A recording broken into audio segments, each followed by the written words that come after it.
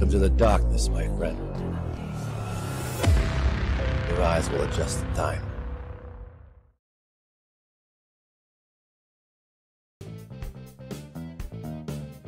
Hello and welcome to Table Stories Nocturne.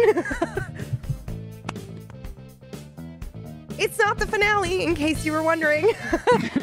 Yeah, that was, I spread the word a little bit on that. That's my bad. I thought, I didn't know we were going to be doing stuff, so. We got your wallpaper. Yeah. You like it? Welcome to season 2. It's all flowers.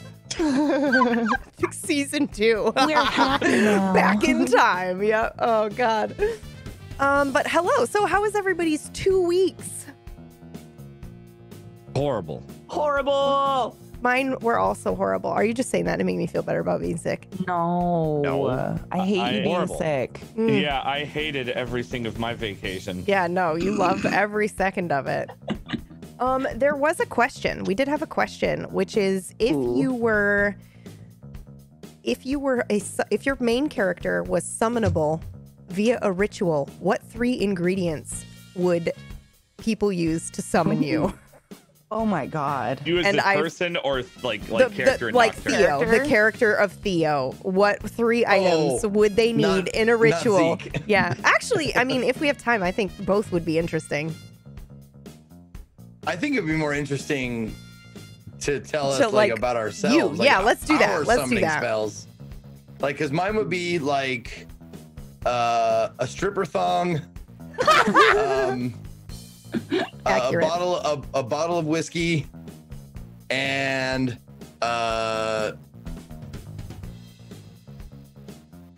like a picture of my mom or something like that. That's adorable. A thong in your mouth. Yeah, I was just thinking, that's what I was thinking, a thong whiskey, I and I was am like, a here it comes, complicated human here it being. goes. It's gonna be intense, but no. All right. Oh, I Right, love I think it. I have mine. Okay, go for it. Coffee. Yep. Wait, Millie. dark roast or light roast? I like a medium roast, to be honest. I've been getting this great blend. Actually, it's called Zeke's Blend, which is amazing. Every morning I drink a little Zeke's Blend, and it's called the Hippie Blend, and it's like a medium, and it's delicious. Amazing. See, Okay, sorry. medium's enough. Medium? You missed us, Chad, didn't you? You missed us. Oh God, CK's dying. Okay, so coffee, Sorry, yes, coffee. Millie, Oh. and a fat legal blunt. That's Nice what I clarification. thought. So quick. No, okay. So originally I thought about this for you. And I thought, I didn't think of your dog. I should have thought of your dog. But I thought weed for sure. Absolutely. And what did I pick? I think I picked like donuts or something. Oh, well, yeah. Yeah. I mean, that's a strong Donuts, fourth. donuts would work. All right. Chocolatey, gooey Interesting. glazed donut. If Millie's not available, that's a good second. The blunt and the serum. Does anybody else have their summoning items? Mine would be kind of similar to CK. Go That for would it. be coffee for sure, a cat, preferably one of mine. But I'm kind of good with any cat, to be honest. And I don't know. Can a really clever double entendre be an item? Yes. Yes. Oh. A verbal component. Absolutely. Yeah, a Yeah, verbal something component. with Yeah. Good wordplay. Yeah. Oh shit! I want to change the picture of my mom to a cigarette. Okay. Oh, wow, priorities. I mean, that goes much better with the thong, to be honest. Well, I mean, my mom doesn't describe me, but Yeah. that does. Love it. I love it. What about you, KPP or Classy Packs or Dan? Probably a glass of scotch, ash of cigarette, and a tear. And you just mix it up and bippity boop. I think that's also applicable to Brian for the most part. Were we talking about our characters or who are we talking about? Oh, we were supposed to be talking about ourselves. There to summon you. Yeah. You, Peg. I was And like, a tear. Like, okay, that's pretty real. Damn. Whoa! No! No! Whoa! Oh shit! I was wondering, like, everyone got really fucking quiet. We're talking with character. I was like, I'm depressed or something. Wow. Oh god. I'll just go ahead and delete that private message I was sending you asking if you were okay. Or... Yeah. You need a hug or 7. Holy shit. Everything's fine. You said you had about 2 weeks, and I was Okay, I guess I'll just have to go with my brand. A mustache hair, a dog hair, and a cat hair. I don't know. I don't know. Hairs from myself and animals. There, done. All right. Done. KPP, what about you? Can I say something first, though? Wait, I'm going to type it in the chat, so don't look at the chat. Okay. And then you say your thing, your 3 things without looking, okay? Are you Okay. guessing for her? I am guessing one of the items. Okay. For me, it's obviously coffee. Blanket, like a blanket, Ooh, that's good. and an yeah. oak leaf or a maple leaf from fall. Damn it. Oh, Okay. that's wondrous. I would have done a Costco membership card. Oh God. Oh, fuck. You know, that could be interchangeable with the blanket. Like one or the other would work. I thought you'd have like your tea set like all set up there, like when you did like that tea show, and have a nice little cup of like tea. Then you drop the ingredients in it, and just ting ting ting ting ting, and then they feed you beers. Tea party is important to the ritual as well. You have to the tea- host a tea party There you go. while doing it. Instead of a seance, everyone's like sipping like Earl Grey. Yeah, 100%. Oh, and like if they have a Costco membership card, it's bonus points. It summons me extra hard, I guess. Gosh, I have no idea what mine would be at all. I know for me it would definitely be like a good like 18 or 21-year-old whiskey. Yeah. Probably Irish over Scotch. I love Scotch. I was like everyone's saying coffee, and I would say coffee or an energy drink, just whatever has the most caffeine that's been brewed. I respect it. One of This those would be a really light angry roast, shots. by the way. Light roast has more caffeine. It does. After the roast, the more it burns the caffeine out. And probably just because at this point it's synonymous, just a bow tie would be wise. Yeah, that's what I was going to say. If I were to try to summon you, Dan, I would throw a copy of Final Fantasy IX down, a bow tie, and what was the first thing that you mentioned? Scotch. Whiskey. Scotch. Yeah, Whiskey or whiskey. Scotch, yeah. Whiskey, yeah. Then I would do those things to try to The summon you, I hot think. trout. Yeah. I would got have done a us down. whiskey soaked bow tie, and then I would have cooked it in a frying pan. Well, I guess that's how I Yeah, would've there you done it. go. Okay. Because cooking, that's true. That's good. Bow tie flambe. That's how the Get magic the blue works in flames Nocturne. going. Got to remember to Dee, flip how would it. you have summoned Zeke? Just take your top off. No. I think Zeke. No. Hang on. I would maybe you do don't a need a burning. spell, baby. I would maybe do like a burning shirt or something because I know Burning Man's really important to him. So I would definitely do that, and then I would probably do a hammer for reasons, and the third handcuffs, 100%. Those are the 3 things I would do to summon Zeke. This is a fun game if we're playing it like, what would you do to summon other people? Yeah. Oh, Yeah. God. Okay. I want to know about this hammer shit. Well, because of your stream, it's something I associate with you right, and right, your yeah, that stream. makes sense. Yeah, the That totally big makes sense, yeah. Thor hammer style. I would use that for sure. Yep, there we go. That sick warhammer. Yes. Mm-hmm. I was gonna say butt plug. Somebody in chat said butt plug, but I went for the safety answer of handcuffs instead. All I right. thought they were chess pieces. I love that with us, handcuffs are the safe option. Yeah, people don't sit on chess pieces normally. Oh God, how would I summon Chasing Pax? I would do like world's best dad mug. Oh, this is fun. I like this. Okay, world's best Yes. dad mug. Then I would do what? Oh man, something else. 2 other things. Laughter. Yeah, I'm trying to think of like how I could bottle it though. Be a laugh, just a laugh track. I want it. I would probably do world's best dad mug. Then I would do the Actors Guild's the 2 masks that they do, like the sad and the happy, the thespian thing. I would do that, and then Comedy and drama, I believe. yeah, Yeah, and then the comedy and third drama. thing I would do a fucking film reel an old style film reel, and I would put that down. Those are the 3 things I would do to summon packs. Who didn't I do yet? Because I'm skipping me to say what I would use to summon Millie. everybody else. I didn't do Millie yet. Okay.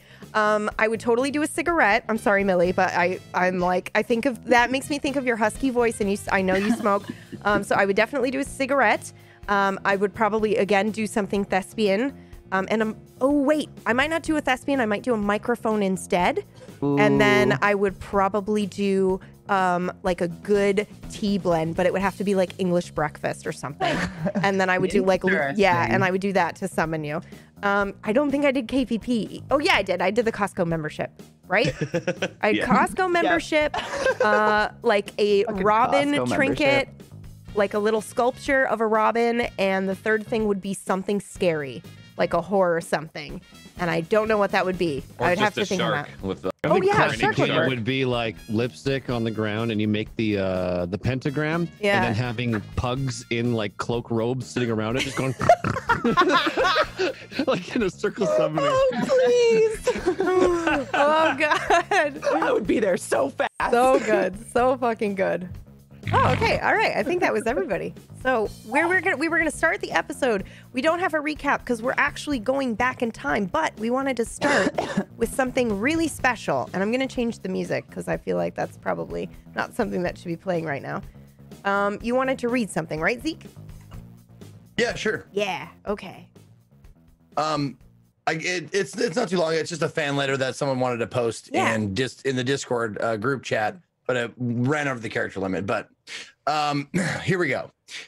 10 days ago, I watched my first ever episode of Nocturne. I was caught up on my other roleplay streams that I watched and wanted something eerie with it being October and all. He wrote the letter to me asking me to share it with everybody. So I've been a Zeke fan since his appearance in Roleplay Blades, and I figured I would give this show a chance. What harm could it do? Well, I finished the last episode last night. Doing full-time school work and fitting in an average of 10 hours of Nocturne every day was quite the trip. Sleep was initially given up to allow for more view time, then was given up because I was softly sobbing into my pillow over Classy Pack's monologues, and then was given up because I felt I wouldn't be able to go back to being a normal functioning human until I caught up and there was no more to watch. Having my first solid night's sleep in over a week, I can now review that which I've consumed with a more rational mind. I'm confident saying this is the most I have ever enjoyed a roleplay show. As a player, I envy the synergy the cast has. I feel like I've always had 1 or 2 players in my own games that I work really well with, but to find 5 people in perfect sync, that's a pornomancer-worthy wet dream right there. As a DM, I felt I was developing more and more of an inferiority complex, watching how masterfully PB dances back and forth across the chalk line of I'm the character's biggest fans and, oh, this is going to fuck them up so hard. As a writer, I admire the rich world and ambience that PB has created and how flawlessly the players execute their characters and interact with that world. I'd like to thank PB, Amelia, Tyler, Zeke, Domestic Dan, Katie Peters Plays, and Classy Packs for all their work and dedication to this show. You guys have made me laugh, cry, and scream so hard these last 10 days. And while there's no show today, you can bet the next time you guys go live, this was a week ago, the next time you guys go live, I'm going to be in the chat to experience all those emotions with you in the moment. Hopefully this gushing isn't ruined by too many grammar mistakes, but for now, I'm going to go back into a sleep deprivation-induced coma. Hope to see you guys next week. Can we have the username of this person? Is that okay? Yeah. 1 second. I just want to see if they're here in the chat. If they're not, it's totally cool. Lankith. Lankith, are you here? Lankith. What a beautiful, beautiful letter. Unbelievable. So well written. Yeah. Well, shout out to you. If you're watching this later, I hope you're probably sleeping. Speaking of well catch up written, on your Calimax, that fanfic you wrote was just insanely good. Yes. And I listened to CK read it on her show yesterday. You should totally do audiobooks if it was better paid. But yeah, that was insane. And it was so lovely to see that moment happen. Do you have that moment highlighted by chance?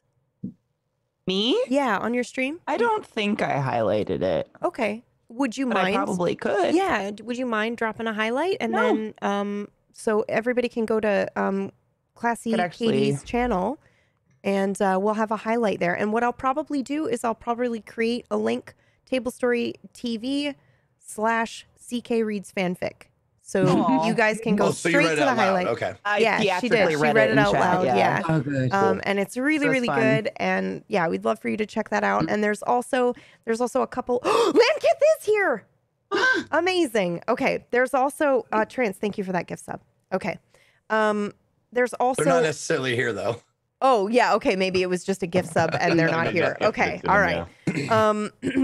We also have a bunch of fan music that was made by a really dedicated Nocturnal who can't be with us for the last couple weeks due to some health issues. So you definitely go check that out in the Discord or just join the Discord because we check that all the time and we'd love to interact with you guys and the community's really loving. So you can catch us there when we're not live. But for now, we'll go ahead and dive in.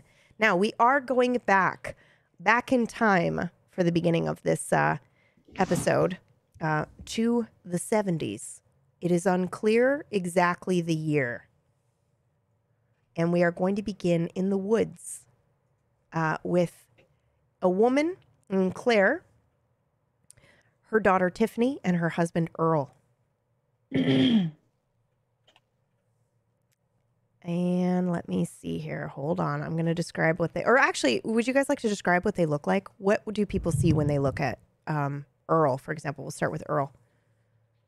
Kind of the traditional cut Wrangler jeans, probably cowboy boots underneath. Not that he's trying to make a cowboy look to it. That just he finds them very comfortable.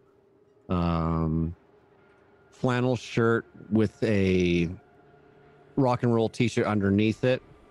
He just kind of buttons up across it. The sleeves are rolled up, and he's holding in his hand a pump Remington shotgun.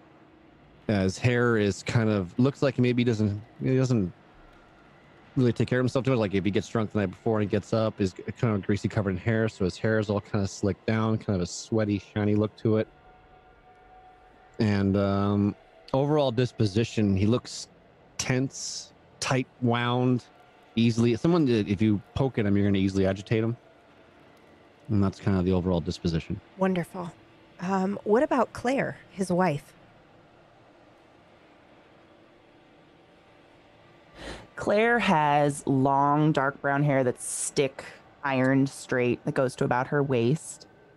She typically wears very short mini dresses, as were applicable of the time. She likes to kind of pull a Stevie Nicks look with some chains and some leather here and there and a little bit of a hippie vibe. And she wears knee-high boots that are patent leather, but a little worn, definitely don't look new. She always has a cigarette at all times in her hand and kind of walks with a displaced arrogance a little bit. Wonderful. And Tiffany, their daughter. Tiffany is wearing high-waisted, very light wash jeans that flare out at the bottom and a mustard-colored t-shirt. And her hair is very big. It's wavy and big, but it's short, cut to her shoulders. And she has a lot of eye makeup on that she may have saw in a magazine at some point in time. And she stands up tall and tries to hold herself very poised. But you can tell that her clothes probably came from a thrift store. And maybe gives off the air of trying a little too hard. And how old is she? Tiffany is 16. Okay. Wonderful. Thank you. And you three are in the woods, and you've been in the woods for a couple of hours now. You're in the woods just outside of your local town, and you're looking for something.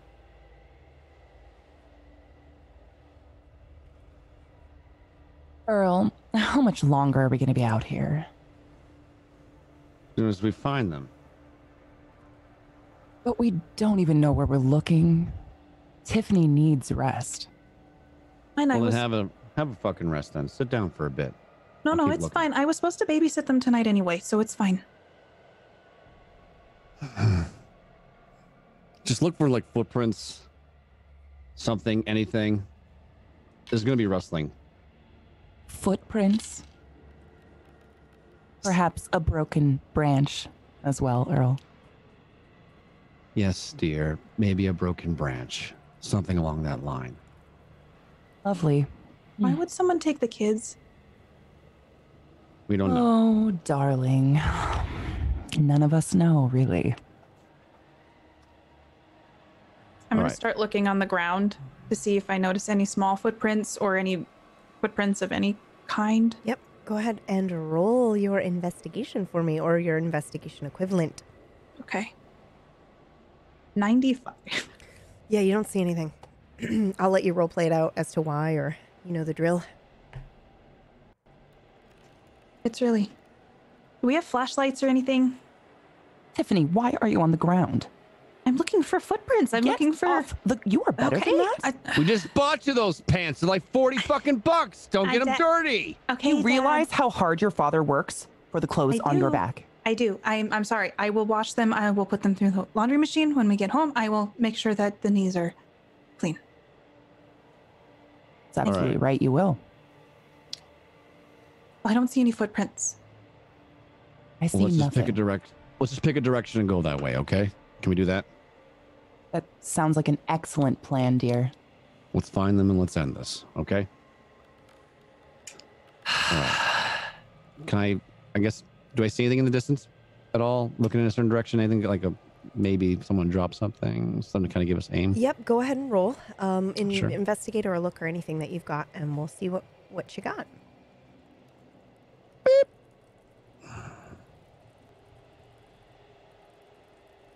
All right. I think you see a couple of crushed beer cans, maybe a impromptu campfire, but nothing that really strikes you as anything other than teens being where they shouldn't be. I don't think it's what you think. It's nothing that gives you a clue as to it could be what you're looking for. Well, there's a campfire here. Is it warm? I touch it. It's not warm. No, I mean, just a bunch of kids you partying. want to walk her away. I could probably do something. If you're okay with it, dear. You know, we can do things without having to resort to that fucked up shit, right? I see you doing nothing but feeling a cold campfire and looking around in the dark, honey.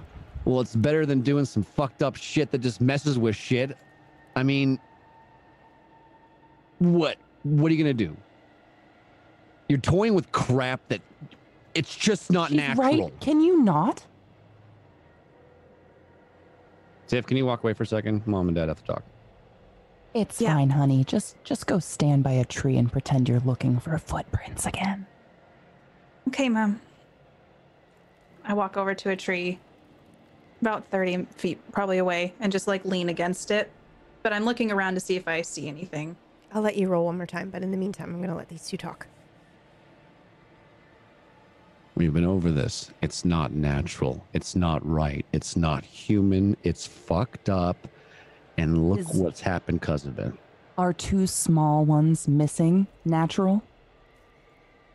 Kids This go missing whole every day. instance? Police and search parties go out and find them. There are means that can be done instead of resorting to that fucking weird voodoo shit. It's not voodoo. Implying it's a religion is insulting. Against good Christian values. I never claimed to be a good Christian, and I don't think you have been much of one either, honey. Let's not pretend to be something we aren't. Still, I know you have a picture of the girls in your wallet. You just have to give it to me and turn around. you think you can control it? What if it goes haywire again? You gonna live with that again? I gotta look at it every fucking day. I gotta Dad? look at it every day. Yes. Yes, Tiff? yes, dear. I found this. Also, I know I can still hear you. There's three. Remember, there's three. They're the girls and the boy. Oh, right. Can That's right, they give did me have a that. Give boy. me that. It's a Can stuffed animal. Give you, it's fine. You can go back to your tree. Okay. Earl, just give me the picture. Can't you do it with that? You know I need 3 things. Stop making this difficult. We can sit out here all night. Our daughter can suffer in the cold. You're the one that did it without my goddamn fucking permission, and you're the one that started this entire fucking thing. I don't need your permission, honey. You're my wife. You always need my permission. Huh. Fine. Go ahead. Do it.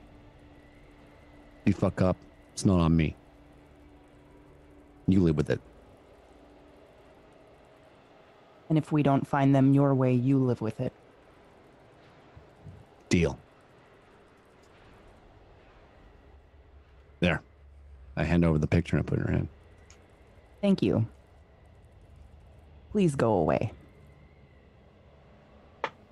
Turn around and I walk off like 30 feet and just look around to the distance. More just to tunnel something to look somewhere. Not really aimlessly looking in directions. What are you thinking about as you're looking off? What's running through your mind? I'm trying to keep cool because we have something very important to look for right now. And my wife wants to do something that I'm strongly against. And I'm just trying to keep composure and not start screaming just in case they're nearby and I don't want them to hear us. Okay. All right, Claire. What you doing? So I'm going to kneel down by this campfire, which I'm hoping is relevant. It's not warm, but I don't really know what else to go off of. We have no footprints or anything. And I'm going to set the stuffed giraffe on one side of it, and then I'm going to set the photograph on the other side of it. Okay. And I would very much like to roll to use my bullshit. So those are 2 items, right? It's 2 items, so I have to have something from them, something regarding them, and then something about the environment they were in, which would be the fireplace. Nice. The campfire. Or the fire pit. Okay. The fire pit, yeah. Okay. It just has to be like their environment, wherever they are. Okay. So like if they weren't in this timeline, it would not work. Okay. Just throwing that out there. Go ahead. All right, I'm going to roll.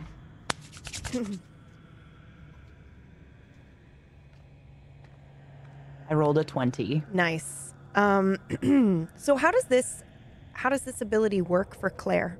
When Claire receives information properly, what happens? So basically the way, can I say what her magic is? Absolutely. So Claire is involved in what's called gutter magic, which is essentially like the softest, most accidental, like primal form. It's like the hedge witch type of magic. Yeah. They're not an adept. They don't learn it. No one can teach them it. It's just like accidental kind of stuff if they think hard enough. But they basically have to have those 3 items of whatever they're thinking about. And then it's called sticky. And so she starts to get sticky fingers and she can start feeling kind of what they're feeling at first. And the effect only lasts as long as my intention. So the moment I actually find them, I will no longer be able to feel them. Sticky fingers. Okay. Sticky fingers. Interesting. Okay, amazing. And just for lore's sake, so everyone listening understands, gutter magic is, as she described, hedge witch. It's the basics. These are people are still rabbits. They wouldn't be allowed in the Lucky Rabbit. This isn't really considered magic. This is like the magic people accidentally stumble upon doing tarot, or, they've got their like crystals out and something works. And that's gutter magic. But they don't necessarily know why, or they don't necessarily know how to do it exactly the same way every single time. Okay. So then your fingers become sticky and wet, and you can smell crispy fall leaves where you are. So they must be nearby. But you can hear... Do you hear when you do this as well? Mm-hmm. Okay. It's all fully sensory. Okay, that's what I imagined overload. as well. All right, so your fingers are getting sticky and you can smell the crisp fall air. So they're still here, or at least nearby. Mm-hmm. But you do hear a distinct creaking sound, kind of like a... And then it'll stop, and then it goes again. And then it'll stop, and then it'll go again. Okay. And it's very rhythmic, this squeak. And then you also hear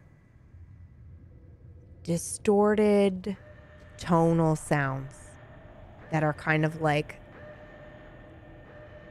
what just played by accident. I definitely didn't mean to do that, although it seems like I did. Yep. So that just played. You're hearing stuff like that. Okay, I'm gonna stand up from the items and open my eyes, but they're totally white. No pupils, no nothing. And I'm gonna start to walk towards Earl, looking at him with the big white eyes, because I have no idea what I'm hearing. And I'm gonna grab his hands and just start to wipe the sticky slime on his hands so he can start to feel what I'm feeling and hear what I'm hearing.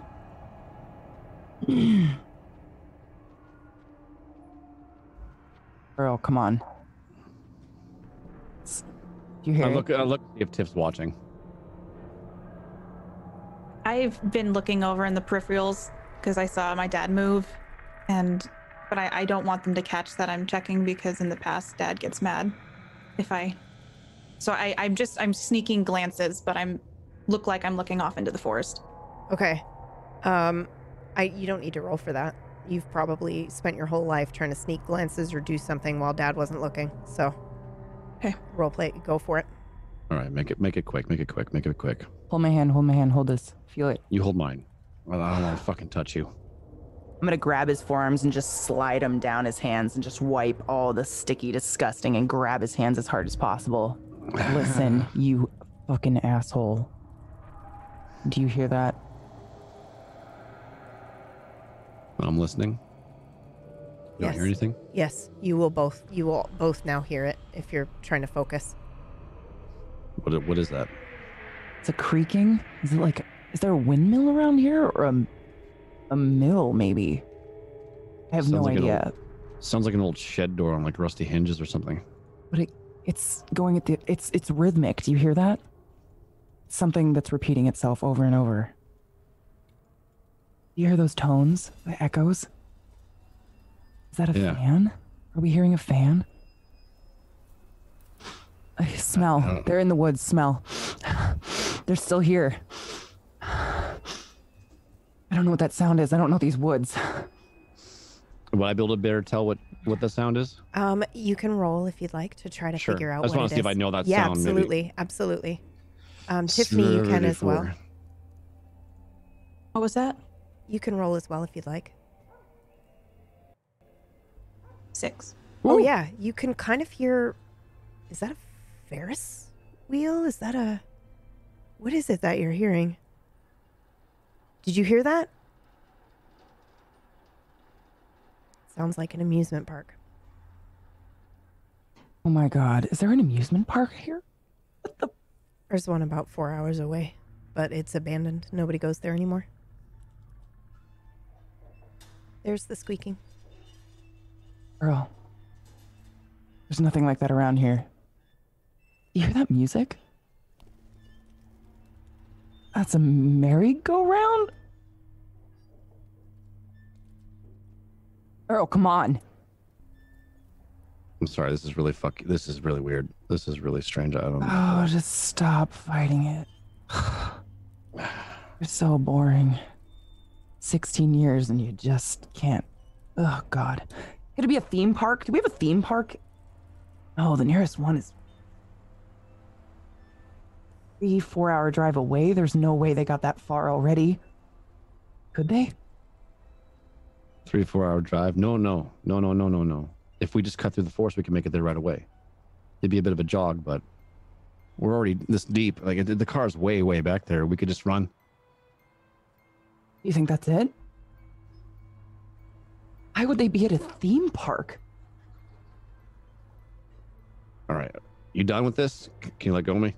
I'm just gonna let go of him and my eyes will roll back to normal. But until you find them, you still hear it, right? I hear everything they hear and I see everything they hear and my hands Okay. are just like a disgusting Okay. until we find them. All right. Yeah. Amazing. Okay, I'm gonna roll down my sleeves and wipe the shit off my hands and just rub it off.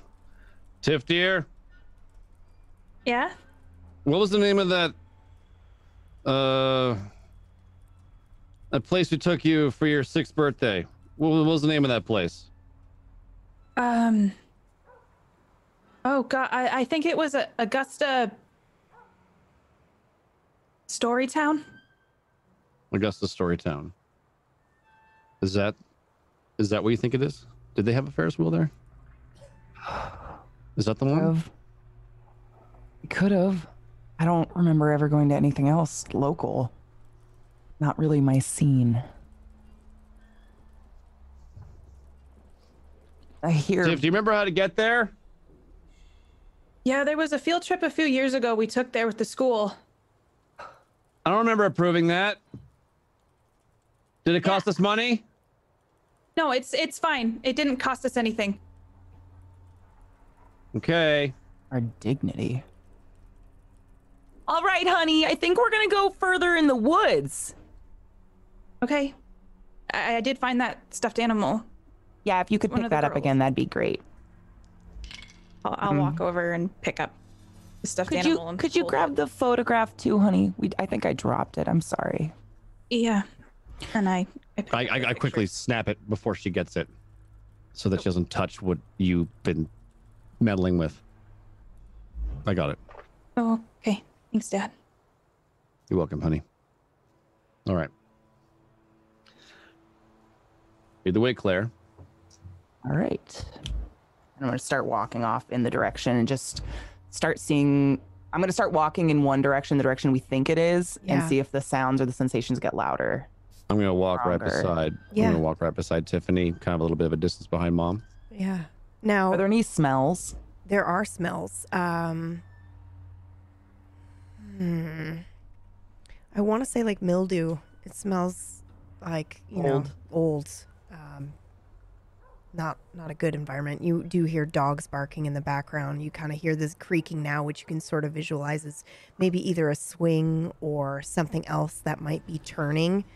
But yeah, this is definitely not too far. You guys can walk here if you want. You've already All right. driven out of town, so you're not too far. As soon as I start to feel it getting stronger as we're walking, my eyes are going to flip back white, and I'm just going to start walking very fast with my hands out in front of me, kind of subconsciously, kind of forgetting that they're behind me, just like chasing the strength of because it comes to a point, I think, with the powers that's so strong and so overwhelming, her urge to finish it. Yeah. Okay. You know what I mean? Like it becomes like too much. So we see Claire kind of like. Can I ask Claire? Do you exaggerate this at all? Oh yeah, absolutely. She's Okay. a total drama queen. Yes, Okay. she's stomping and I'm hip wondering if it was swaying and- like, you know, No. you could do this without, you know, maybe your eyes turning white, but you just kind of roll them back into your head. And I imagine you like dramatically like stumbling through. Oh, yeah, absolutely. You know, and that's what I envisioned, but I didn't want lots to of say that that's what was. huffs and Yeah. sighs of relief and I can't believe this is just Yeah. I feel them. I hear them. Do you hear that? You know, just very dramatically, we see Absolutely. Claire stumbling full on ahead into the woods. But I am curious as to Tiffany and Earl, what your reaction is to this, to Claire stumbling forward and kind of being dramatic. And I try to make less of it. Like it's just Mom is weird. You Yeah. know, like she likes weird stuff like crystals and candles and likes to go visit seances and stuff like that. And she's got all these weird things in her like little craft corner that's in the living room. yeah. Do you call so it the craft corner? And she's over here like my magic corner, and you're like, no, your crafts. Yeah, your Interesting. crafts, Okay, crafts okay. and shit like that. All I know right. what she's up to, but I try to dumb everything down Yeah. for Tiff. Are so you that way. are you ashamed? Oh, I'm disgusted by it. I Okay. fucking hate it. And I hate because the world's kind of changing. And I was raised like where, you know, the dad did the job, the mom was a housewife and obeyed and stuff like that. And I got this very rebellious woman. When I met her, she wasn't so much, but then she got into this stuff. So I'm just, and you don't split in those days. So it No. was just like, you gotta fucking live with this nightmare. Yeah. Yeah, that's the idea. That's the premise. Okay. And you want Tiffany to grow trying up to right? shelter her from yeah. it. Okay. Yeah. All right. Interesting. And Tiffany, how's your reaction? Mother's very dramatic. Mm-hmm. Don't have the best relationship, so I minimize it because my dad minimizes it, and I also go, she's just having another one of her episodes, and I don't want to Episodes, okay. antagonize her Okay. any more than she already is. All right. Wonderful. Do you speak to your dad while she's doing this, or do you just watch him? I'm actually, I probably grab Oh, Tiff's okay. hand to keep pace. Oh, with okay, Mom. okay. All right, then. Yeah. So All right. I just grab his hand and then I'd be holding the stuffed animal to my chest. All right, listen, Tiff dear. Mommy's doing one of her weird things again, and we're just gonna go with it to support her freedom. Okay. Okay, so she might do some weird stuff and act a little irrational. Just kind of nod your head, comply. Can you do that for me, just so you don't embarrass your mom? Yeah. It's like her art, right? Yeah, it's like her little art corner. Okay. You don't touch it, right? You don't go near your mom's stuff, Yeah. right? No, I don't. I never Okay, touch good. mom's stuff. Yeah, don't touch any of mom's stuff, okay? All right, Okay. that's my good little girl. That's my good little girl. Yeah. All right, Cold. keep pace, okay? Now Yeah. I'm gonna warn you again, like we did before. I'm gonna stop. I'm just gonna keep an eye on. She's running away with her hands up, doing this thing. I'm gonna keep an eye on her while she's doing it, but I'm gonna stop, and I'm gonna take Tiff by the arms, and I'm gonna pull her down to the ground to her knees, and I'm gonna pull her up to my face, like right in the face. Do you remember what we talked about back at home? Why Daddy's got the gun? Yeah. Okay. When I say, remember what I said, what the word's gonna be. Earmuff. If I say earmuff, you're gonna turn around. You're gonna cover your ears and close your eyes, because Okay. Daddy's got to do something. Uh-huh. Okay? If I hear the word, I'll turn around, close my eyes. Yeah, something bad's happening right now, and Dad's got to end it. Okay. I know. Okay? I trust you. Remember what we talked about. This was just a day out with your parents. We went on a picnic. Okay? It was a picnic. Yeah. Understand that? You're my good little girl? Yeah. I'm always your good little girl. Dad. Okay, that's my good little girl. Remember, Okay. earmuffs, we're on a picnic, okay? Mm-hmm. All right, good. All right, let's catch up to Mom. Okay. Iffy, baby, come here, honey. This is just, I can't. You know, I just had my hair done. Can you, somebody? Coming. I look at Dad to see if it's okay to go to Mom for like permission. It's definitely this way. I tighten my hand around the shotgun grip and I close my eyes and I just, go. And I run up to my mom. What do you need? What were you and your father talking about? Oh, we were just coming up with a plan for like looking for footprints and looking for. You know we're not supposed to talk about the plan. No, I mean like looking. Dad was just telling me how to track things, What things? like the kids. You know why we're tracking the kids then? No, I know that. Good. Oh, Tiffy, baby, good. That's okay. We're just finding them. Yeah, we're just finding them. Can you help me with these branches? You're so much stronger than your mother. I'm going Yeah. to probably walk up as they're like, they're talking about it. And I'll start pushing the branches away. I'll tuck the stuffed animal under my arm and just start lifting things so she has like a clear path she can walk through.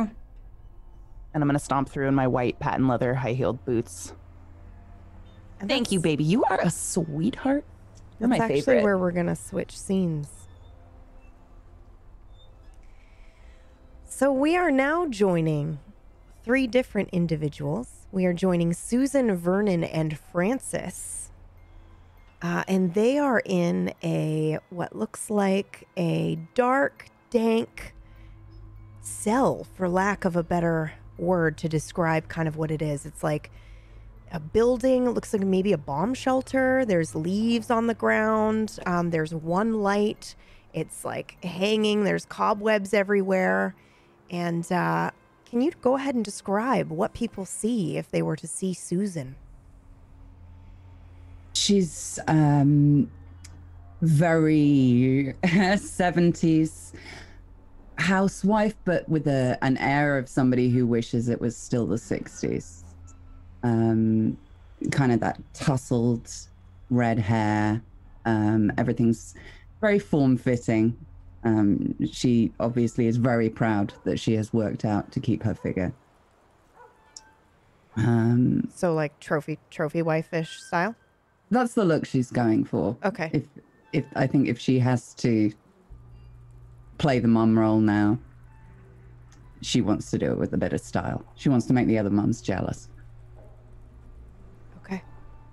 And what does she look like right now? Like not just looks, but her disposition. She's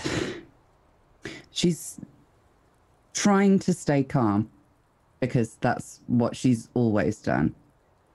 She was brought up very much to never really let on if something's upsetting you, and that you have to be there to provide emotional support. So she's flustered but hiding it well.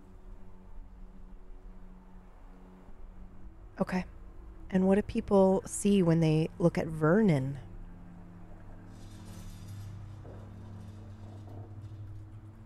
Sorry, I was muted. Oh, that's okay. I mean, you're looking at it, man. Just a child of the era, But people living who are in the listening... 70s, growing his hair out. doesn't like to work hard, but you know he can do an odd job here and there. He knows how to fix a car if it breaks down. More often than not, enjoys going out, listening to rock and roll music. The odd beer, maybe a joint here and there, but mostly he's pretty laid back guy. Okay. And what is his disposition now? Like, It's strange for him because it's a tense situation. okay. Feeling a little more bound up than normal because, you know, there's some stakes here that he's not used to dealing with. Okay. And tell us what we see when we look at Francis, their son. Muted. Francis is muted. He's a mute. Boy. He doesn't talk. It's the best role I've ever played. No, Francis is a 19-year-old. I guess kid is honestly a good describer. He still lives at home. He's working as best he can to try to kind of learn the mechanic stuff from his dad because it can make decent money, and frankly, that's what Francis wants. He's a little more fashionable for the time, so he's got his graphic tees, his leather jackets, kind of swept back hair, and a pretty clean shaven face. And all in all, is just he's kind of what you would call the good kid. Like he got straight A's. He ended up being able to go to prep school on a scholarship, just because he's always been like the teacher's pet. He just did really well in class, and everyone just thought he was a joy to be around. Wonderful. And he looks a little nervous. Yeah, here. I was gonna say it. He looks a little nervous. He's doing his best to kind of keep his cool, so he doesn't worry his mom. Does he have a good relationship with his mom? Yeah, he probably a better relationship with his mom, but he kind of did the whole, like, as you're growing up, like go check on your dad when he's out in the car. Go check out what your dad's doing in the car. Okay. So eventually right. that's when he got the mechanic stuff because of that, and eventually he actually kind of liked it. He liked working with his hands and getting kind of dirty. Yeah. Vernon, like, if you want just a little taste of backstory. Yes, I do. I would love that. Back in the 60s, Vernon was following the dead around, the Grateful Dead. And that took him all the way to jolly old England, London town. And he found a lady there who was, I don't know if we met in a pub Use your or words whatever. carefully, darling. Yeah. I don't know if we met in a pub or whatever, but she was the most drop dead gorgeous thing I'd ever seen in my life. She had one of those long, thin, like Virginia Slim cigarettes she was puffing on. And I asked if I could borrow one. And she said they're for ladies. And I said, well, look at the hair. I mean, I could pass, right? Made her laugh, and that was it. Wonderful. So we join you now, a little bit anxious in the bottom of this bunker. Floor is yours. So what do we? Sorry, PB. What do we like? What do we see? Like as far as like in this bunker? Yeah.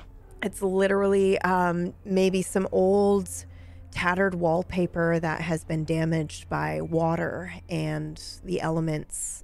You see leaves on the ground, old beer cans, probably beer tops as well. It's just a lot of junk and trash down in here, but this is where you have been grouping to talk. Okay. Out of us three are grouping and you talking. three, yes. Okay. Yeah. Okay. Francis, darling, you right? Yeah. No, I'm all right. Yeah. I don't. Goodbye. Honest, I don't really like being in this kind of old war bunker. It's not. Oh, I know it's not ideal. The Russians but are gonna get us here. I don't think we have to worry about that. No, I don't think so. I'm doing okay, Mom. Francis. Yeah. Come here, son. Yeah. I know times are tough right now. Going through a lot of stress. But I guess I just wanted to ask you, are you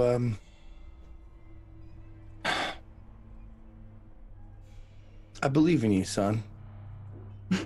I think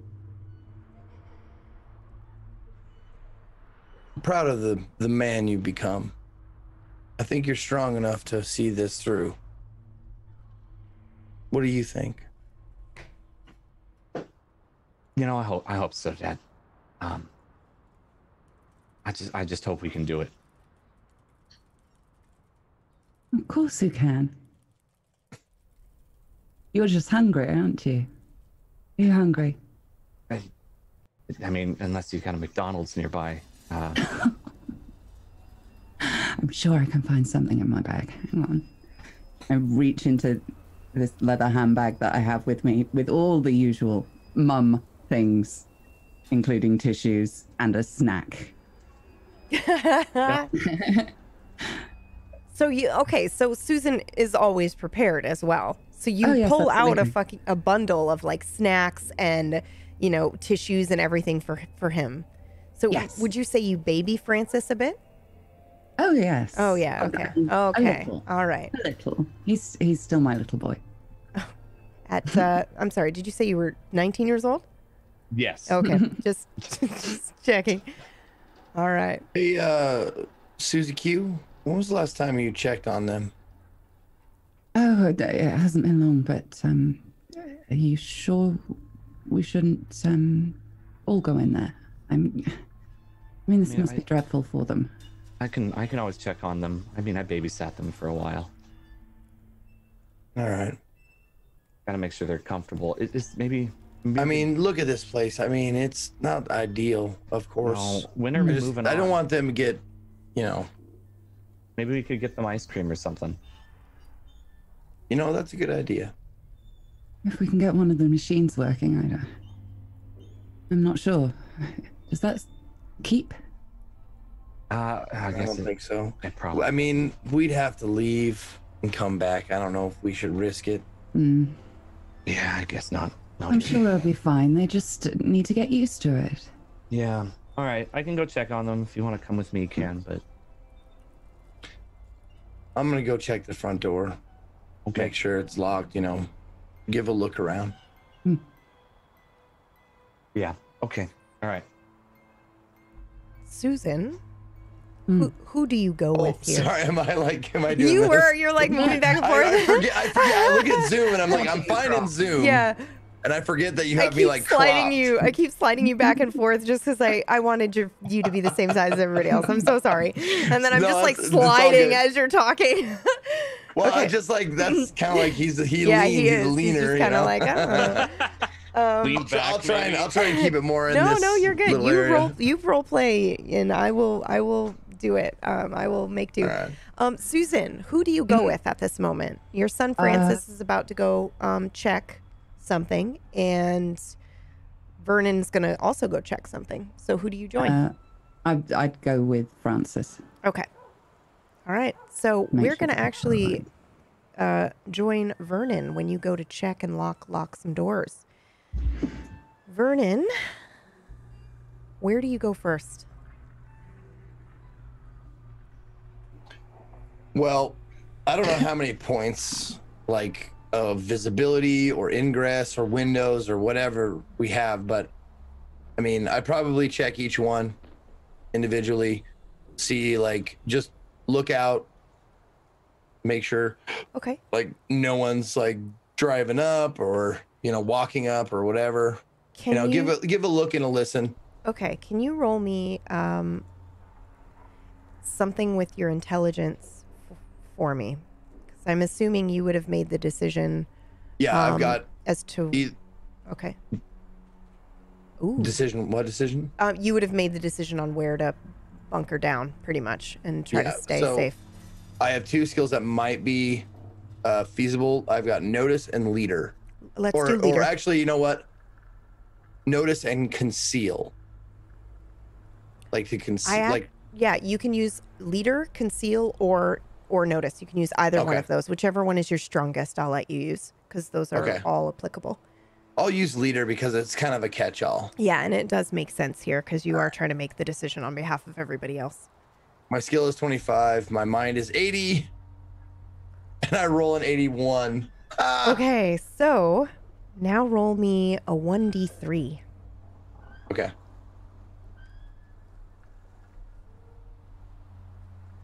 Oh, stupid. Wrong thing. I got too many keyboards. There we go. 3. 3, okay. Vernon, when you first got here, you thought everyone would be safest inside of a ride called Dante's Inferno. I don't know why you thought this, but it is a big devil face, smiling, its mouth open wide. It has like vampire teeth. His eyes are a bloodshot. There's graffiti all over him. And his mouth is where you go in. It's like the tunnel of love, except it's Dante's scary ride of hell and inferno. So this is where you all went to hunker down. And the bunker that you all kind of meet up and talk in is just to the right side of this ride. And that's where you come out. So you come out of this bunker, and if you're going to go check, the mouth is wide open, but there are several places where you can hide inside that ride. It is very much like a tunnel of love situation where it winds through and you can kind of hide in an area. Well, I'm assuming there's like a metal ladder or some sort of like staircase or something that I can get to like roof, like on top of the attraction. On top of Dante's? Well, it's like the entire attraction is in a gigantic devil face. Right. So like, I don't think there's a roof picturing to it. like the big devil face is like a facade, but then behind it, the roof of the thing starts here, so I can peek around to the side of the devil face. I don't know if that's what you're picturing. I have a picture. So one second. Oh yes. Give me a picture then. I have a photo because it is really creepy. Let me just find it. I didn't download it because I was like, oh, I can just describe it. But clearly I cannot describe it well enough. But it didn't look like there was a roof to me. Where is this? Why can't I find it now? Google, please.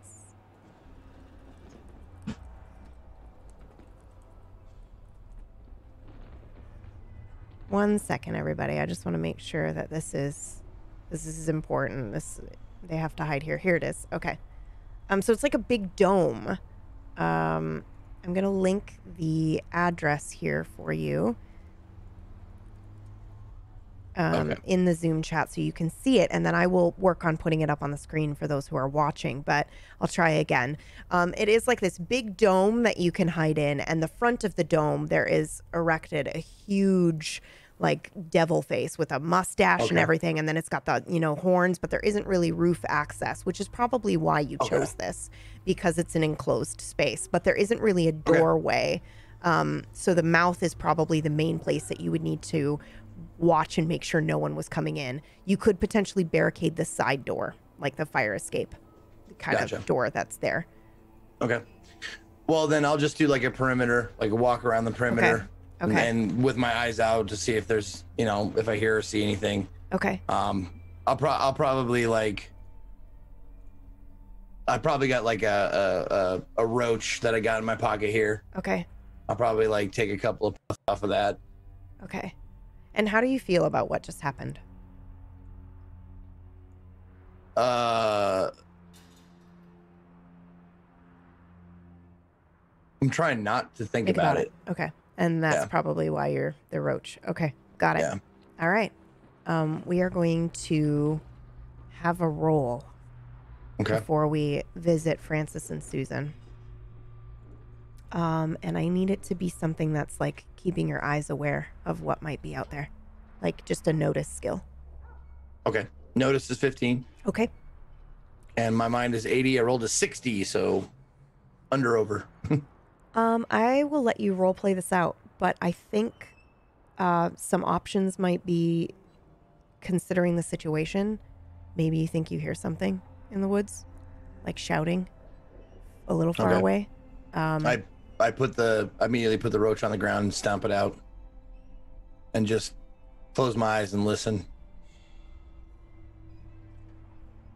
I think you don't hear it again when you really try to concentrate on it. What did you say? Did it sound like something? It sounded like shouting. It sounded like people's voices. Okay. And I don't know if because it's a 60 and it's pretty over your skill. So it's a partial, but it's not a failure. So you did hear this, but it's up to you if you kind of brush it off and you're like, well, I'm just being paranoid or whatever. However, how far is this amusement park away from like civilization? it's about 4 hours away from from the town that you're from, which is, I wrote it down. So Augusta. there's just like little dotted like farm places here and there. Yeah. That's the way they built the amusement park was super far out so that they could eventually, they had ideas of expanding it and making its own like fucking Disneyland, but it never got farther than this. So it's pretty far out. It's about 4 hours from your town, and it's probably about 20 minutes from any other like house or civilization. Okay. Then I will if you let me, I'll roll conceal to like cover up my fresh footprints. Yes. And that kind of stuff. Smart. And then head back inside. Okay, absolutely. Go ahead and roll and let's see how well you conceal this. All right. My conceal is 25, mine is 80, 45. Okay. I'd say that's, I mean, it's not a straight up success, but it's a partial. So you go ahead and stamp that out. And you hide your tracks as best as you can, and then you go back into Dante's mouth? Yep. Okay. And we are going to join Susan and Francis, who immediately left and went back into Dante's Inferno, the abandoned ride.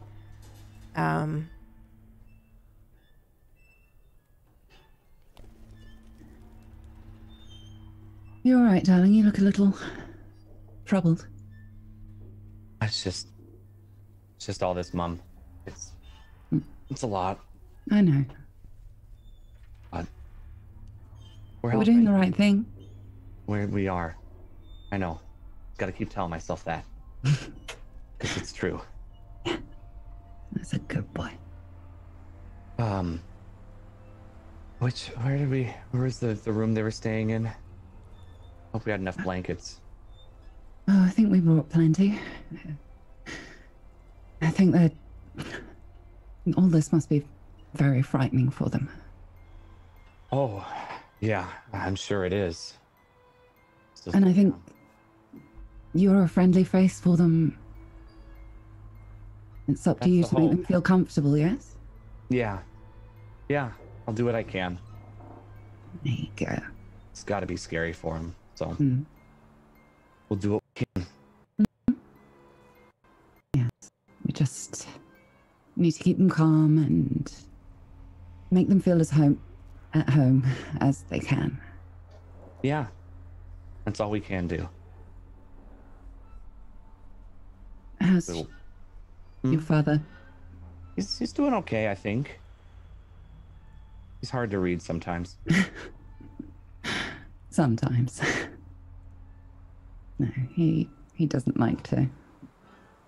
I think he wants to be a good example for you. Yeah.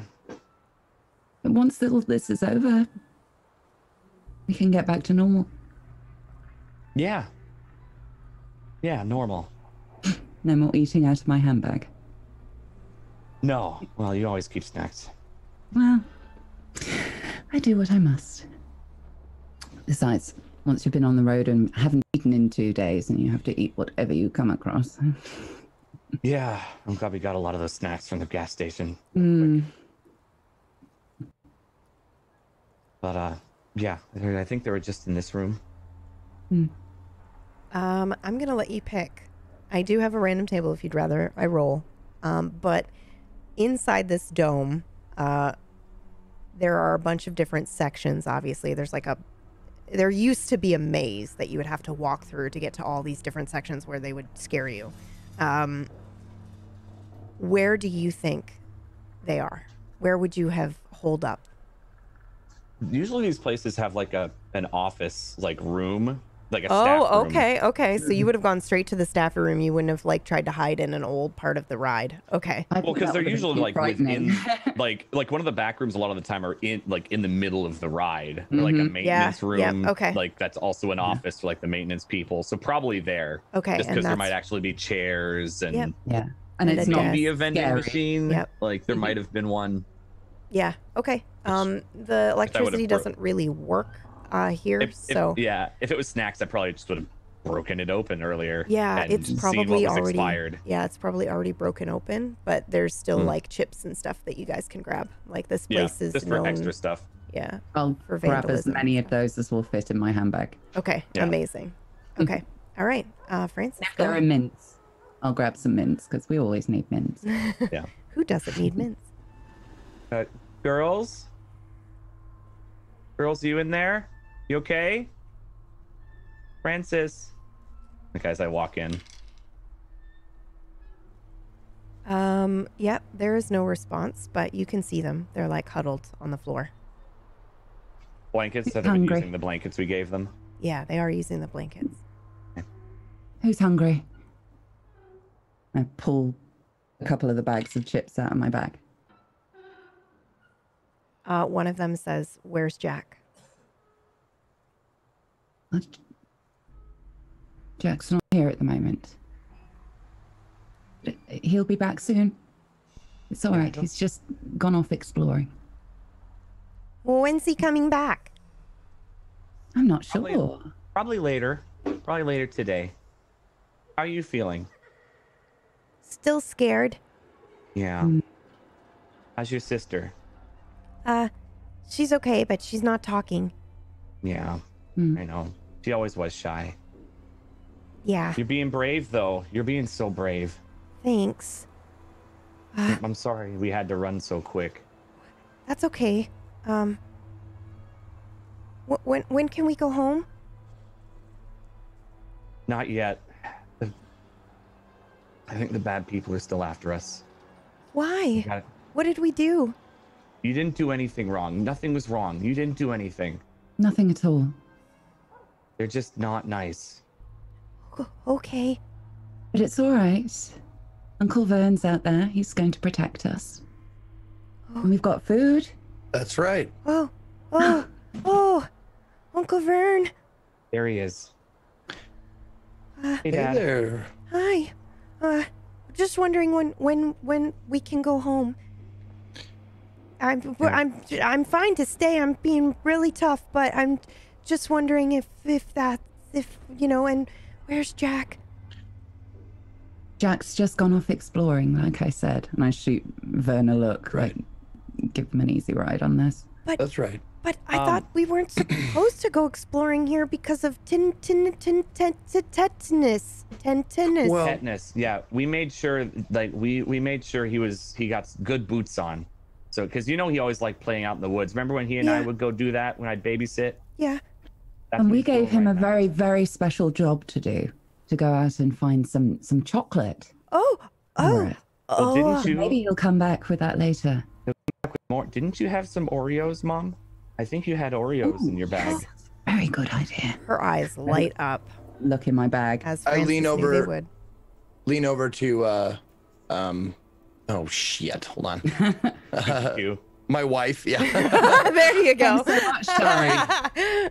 I lean over to Susan, and I say, like, has the other one started talking yet? Not yet. All right. It's always been that way. I think maybe we need to try again. I think maybe whatever's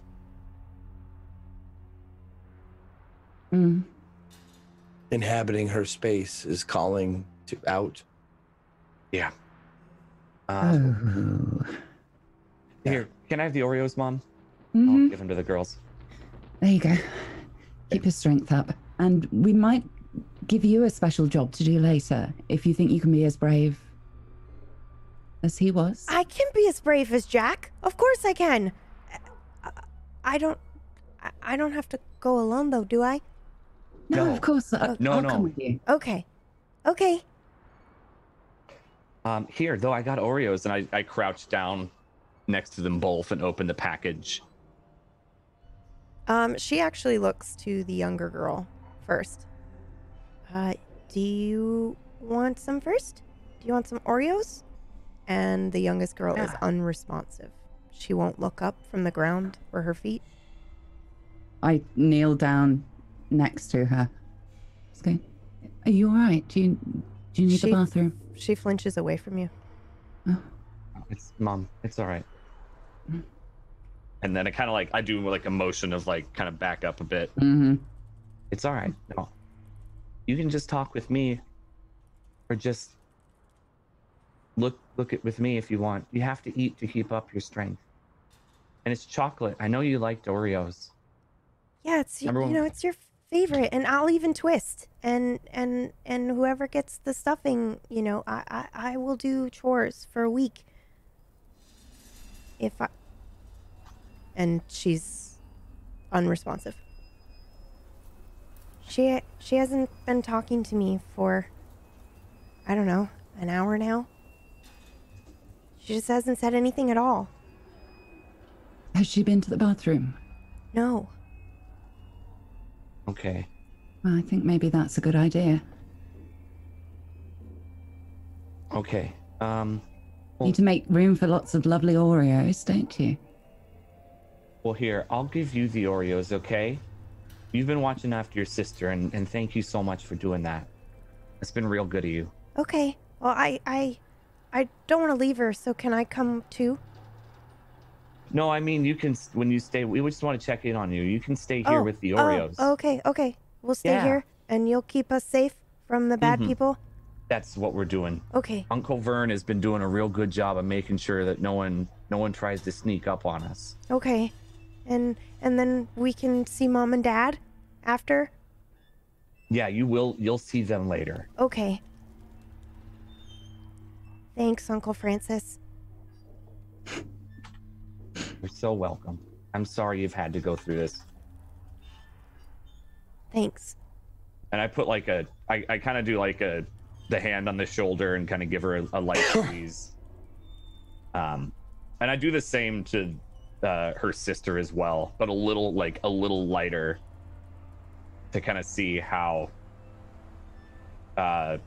she's doing. Like if she flinches from me too. She doesn't flinch from you. Okay. And like noticing that, I'm just like, honey, you have to eat. I walk over and I sit down beside her, the silent one. Hey, Busy Bee. Gotta eat. Gotta keep up your strength. She won't look up, but she will reach out and take an Oreo. Okay. And I'm like, I saw like I'm holding that package and letting her do that. And she will Okay. eat. You gotta be strong like Dee Dee, all right? She doesn't nod or respond, but she does take the Oreo and starts to like nibble on it a little bit. Good. Okay. And then Dee There's- Dee will actually now take an Oreo and eat after B has. And I nod to her after doing that. I don't know if the plumbing's still working, but there's an old bathroom just right next door to here. If you can try to get your sister to go. Okay. Okay. All right. I will. I'll let her eat first. Okay. And I kind of look at Dad and Mom like we should kind of. Do you want all of us to go, or do you want I'm like just I kind of like stand up and like motion us away. Oh, okay, like family meeting. Okay. Yeah. Okay. Yeah. As I go, I look back at the kids and look almost hurt by the fact that they didn't want to talk to me, and then make my way out. Okay. And I give like I probably notice your apprehension and give like a little squeeze of your hand. Aw.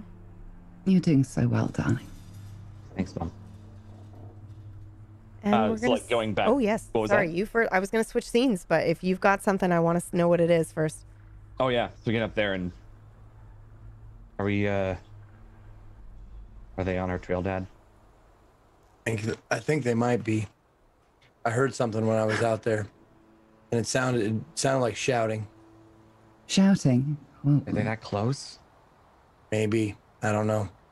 Okay. Not a lot of people out here this way, but I think we need to speed up our timetable. Yeah. She seems to like you, the little one. So, how do you feel about talking to her and trying to convince her to do what we said? Because I think that thing is drawn them to us. it's obviously hit her very hard. I don't like seeing them like that. No. I can do some things maybe that'll help too, Dad. And I look at you with a knowing look, and I'm like, if you're thinking what I think you're thinking, We got to. We have to. I just put my hand on your shoulder. Just do your old man a favor and be careful, okay? Yeah. I'll do my best.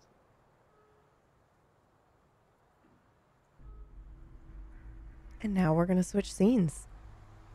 Back in the woods, we join Claire, Earl, and Tiffany.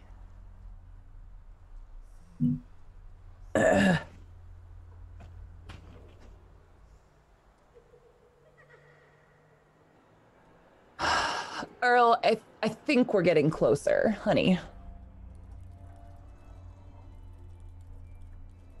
Somewhat. You hear it? Do I see anything yet? Let me see. Go ahead and roll for me.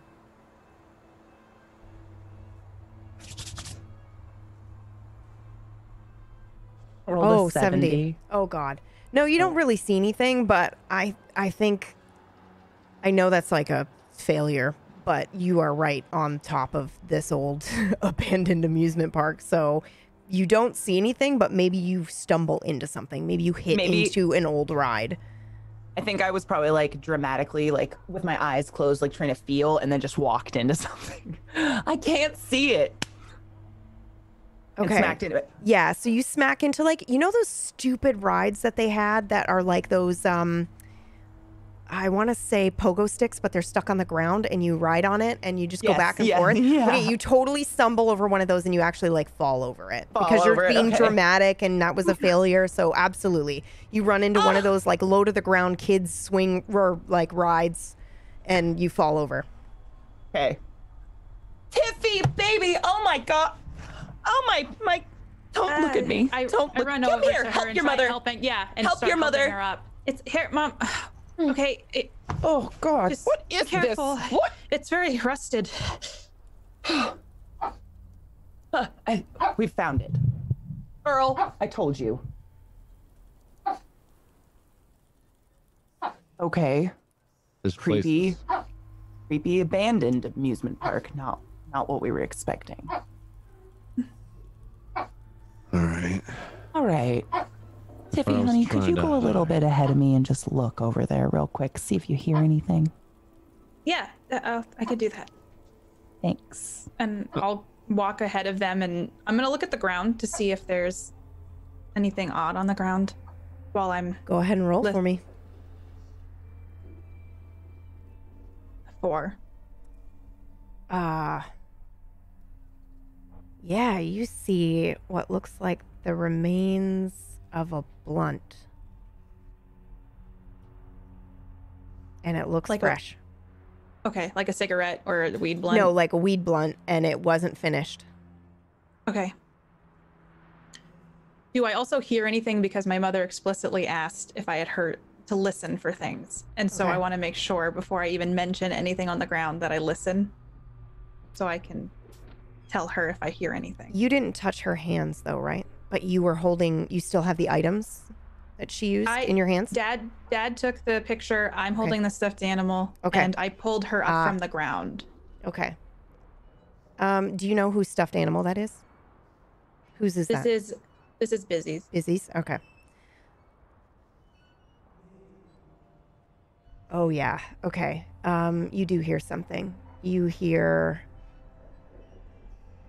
soft crying, and you hear the voice of Dee Dee saying, we gotta be strong. We gotta be strong. It's okay. They're not gonna get us. Uncle Vern is gonna keep us safe. I'm gonna just turn around really quick and like use my arm to like call them over and like wave it frantically and then point to where I'm hearing it. As we're rushing over, I'm gonna turn to Earl. You sure you're ready to do what we need to do?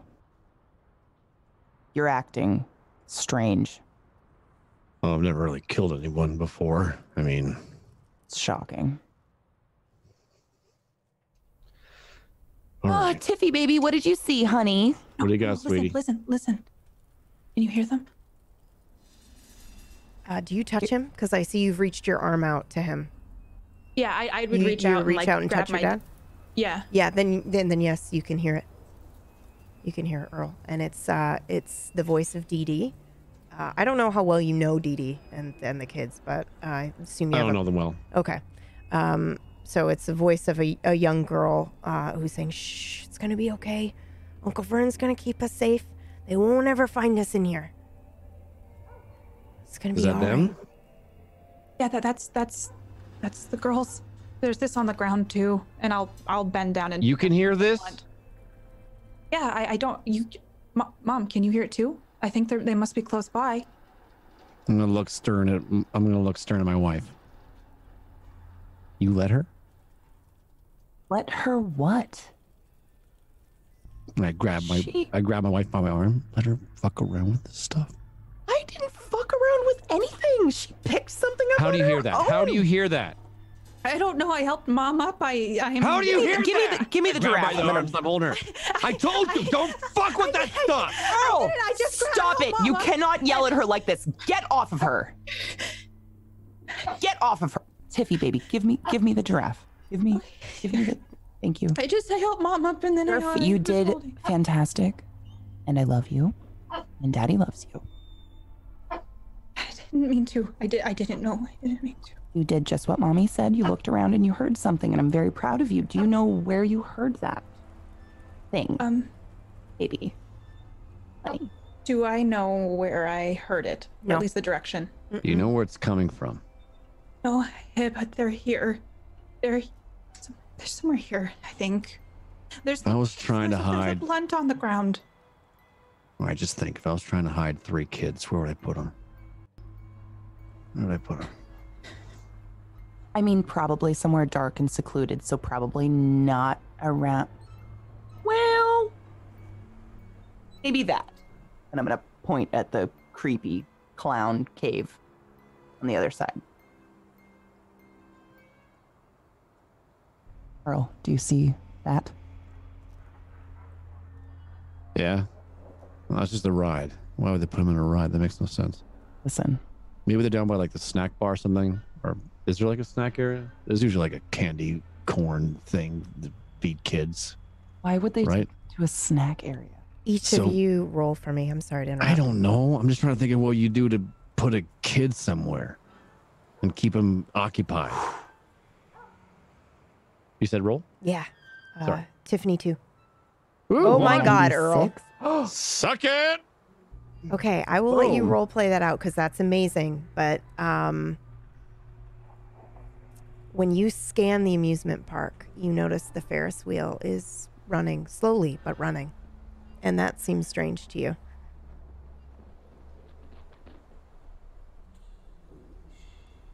Why is that moving? Look. Electricity, Earl. Although this place has been like... Woman, look. It could be a surge. We don't know. A surge? No, they shut down power grids for places like this, honey. Come on, you're an environmentalist. You should know that shit. Let's go look at it then. Maybe they're over there. Maybe it's a joyride for the little ones. Let's just finally fucking end this. You seem awfully excited about ending this.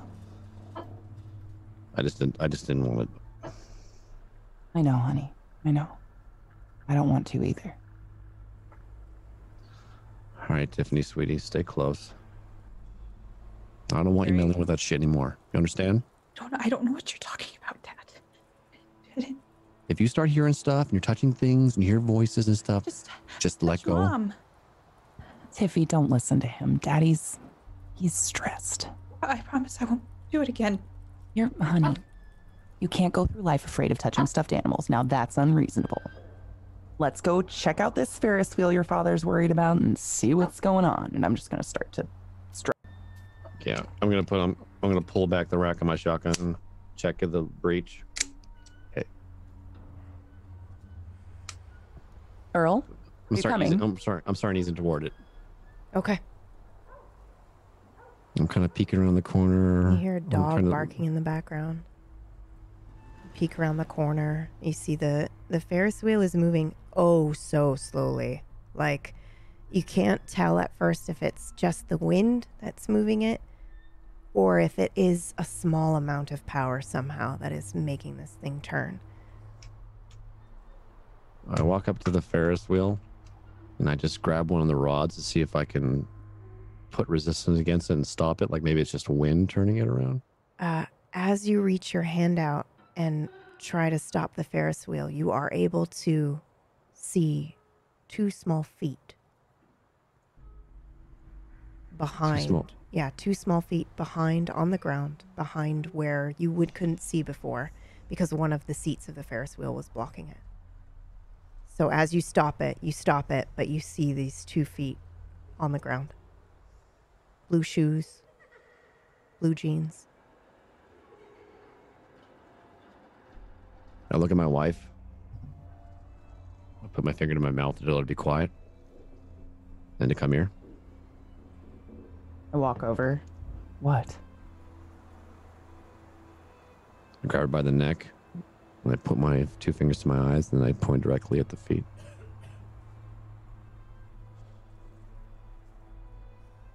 Oh, God. Tiffany, what are you doing? I am walking up sheepishly behind you. Just like my arms are crossed, but I'm pretty close behind you. Okay, I'm gonna back off from the situation. I'm gonna go over to you and I'm gonna grab you by your shoulders. Okay, we're getting close to that moment, honey. Okay, we're getting close to that moment. Okay. Okay.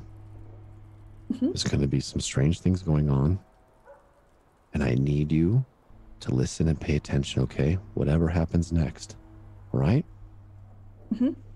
Okay. Remember, earmuffs. You see nothing. All right. If you see something that doesn't seem right, let me know immediately, okay? Okay, I'll let you know. Okay. Okay. Now, can you do me a favor?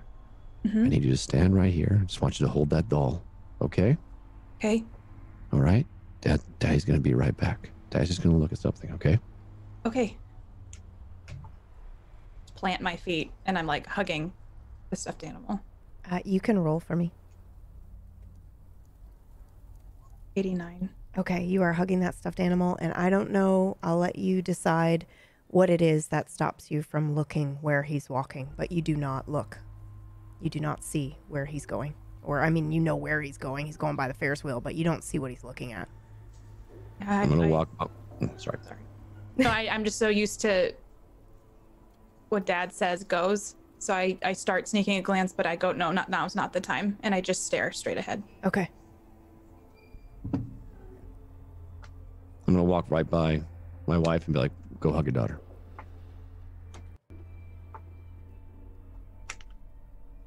I'm going to start creeping through the Ferris wheel chairs, going toward it. As I'm going through the seats, I'm guessing I'm starting to unveil and see more. What do I see? Yeah, you see a young boy, about 12 years old, face down on the ground.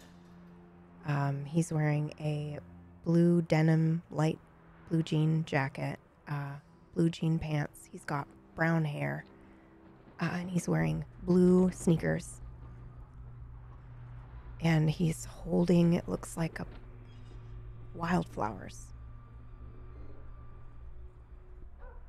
I walk up to the kid. I look around. Check the area. If I see anyone. No. I get down beside the kid and I feel his neck. I'm not very medically trained, but I feel his neck to see if I can feel any Oh, he's cold. heat or pulse. Oh, he's cold. I pull back. Do I see anything like what happened to him wise? There is blood on the ground as well. It's kind of like pooling a little bit. When you get close down to his neck, you can feel it. Without rolling him over, I don't know if you would be able to see much more, but maybe he fell. I don't know. It looks like, I mean, he's right next to the Ferris wheel. I'm looking around where he kind of positioned on the Ferris wheel, looking to see like exactly why he's here by himself. And I would flip him over to see his face, to get a recognition of his face, to see if it's one of the kids. It is one of the kids. It's Jack. And his eyes are open wide in surprise. His jaw is broken, so his mouth is abnormally long. And there's blood that came out of his mouth. It looks like his windpipe was crushed and the side of his face was pushed apart. It is the most horrific thing you've ever seen, a child's broken face and body. I quickly drop the kid back down, like just face plant down. I stand up and I look back at my wife. And I'm looking at the ground and facing her, and I just nod my head. Holding Tiff facing Earl, and Tiff's facing this way, just staring. Tiff, you're muted. Sorry. Can you hear me? Yep. Yeah, no, I'm just shaking in my mom's arms. I'm going to walk back over. It's one of them. It's the little one, the kid. Makes our job easier, doesn't it? And that's where we're going to take our break. Whoa.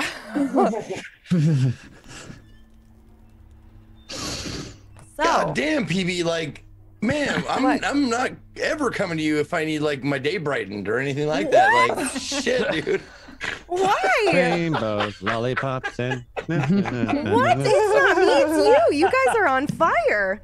But yes, we are going to take a short break. Do you know what's going on? Theorycraft in the chat, please. Yeah, so take a break, stretch your legs, try to figure out this puzzle, and then we'll be back in a couple of minutes. If you have a Twitch Prime and you haven't considered using it, or you haven't used it yet, please consider, I can speak, using it on one of these fabulous role players. Please, please, please, please, please. It would make my heart sing. And also, I know she doesn't want me to say this, but CK is in the process of moving unexpectedly. And if you would like to buy her housewarming gift, there is an Amazon wish list that we will be linking here in the chat. I'm sure one of her mods is going to link it. She has no idea that I'm asking that, so she's probably going to murder me on break. But there it is. There it is. And then the second thing is that Millie won an award. Millie, if you can spare just a second to tell us about that, I would love to hear about it. And I'd love to share the link in chat. Well, it's kind of a weird thing because the game won an award for best performance. So Well, but it's your performance. Yeah. kind of, sort of. Yeah. The Occupation, a game that I played the lead role of Scarlet in, won best performer. No shit, it did. I played that game. It's great. You're great in it. Oh my God. Yes, it did. Yeah, that won best performance Indiecade in LA last week. So yay, go and play. It's really fun. Yay! Amazing. I have the link. Okay, perfect. So the links are going to be posted in chat. Those listening to the MP3 version of the show, don't worry. There will be something listed in the description. And yeah, we're going to take a quick break and we'll be back. Wash your piss mittens. Without a shadow of a doubt, Nocturne will be right back.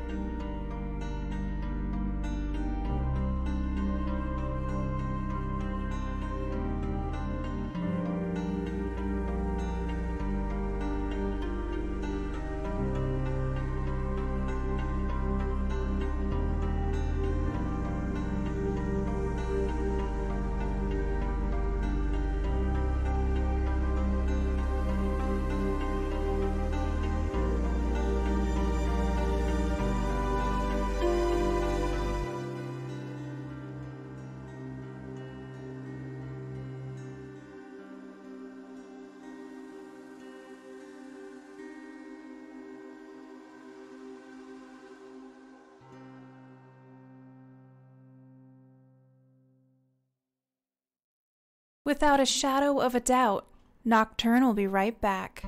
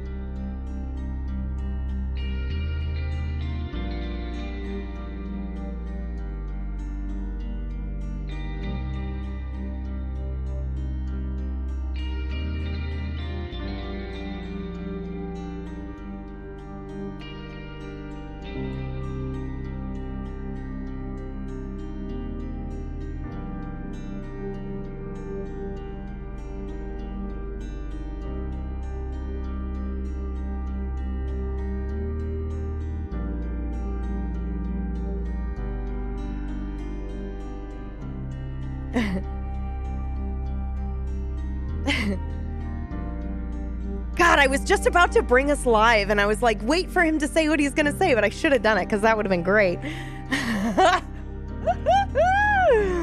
Oh, he's back. He's back. He's back. He's back. Perfect. Perfect. So we're going to go back to them. Sorry, not you guys in the park. We're going to go back to them. This is perfect. Okay. Well timed. Holy shit. Okay. You guys are going to have to fill packs in on what we just discussed, though, via text. Or just roleplay it out. All right, here we go. Welcome back, everybody. Thank you so much for waiting. Hope everybody had a good break. Make sure to... Oh, I'm live? Did I say anything? No. Did I spoil the beans? Nope. We were just talking about butt plugs. Oh, we were talking... And I said you guys have to fill packs in. Okay. So here's what happened. Pax had to go real quick. So he was actually away from his house for the 10 minutes that we were gone. That's why the break was so long. So, okay, we are back now, and we are joining Claire, Tiffany, and Earl at the Ferris wheel. Well, actually, we're joining Earl at the Ferris wheel, right? And Tiffany and Claire are holding each other after that. Oh, I came back to them. Oh, that's right. And you said it was one of them. Sorry, my bad. All right, go ahead.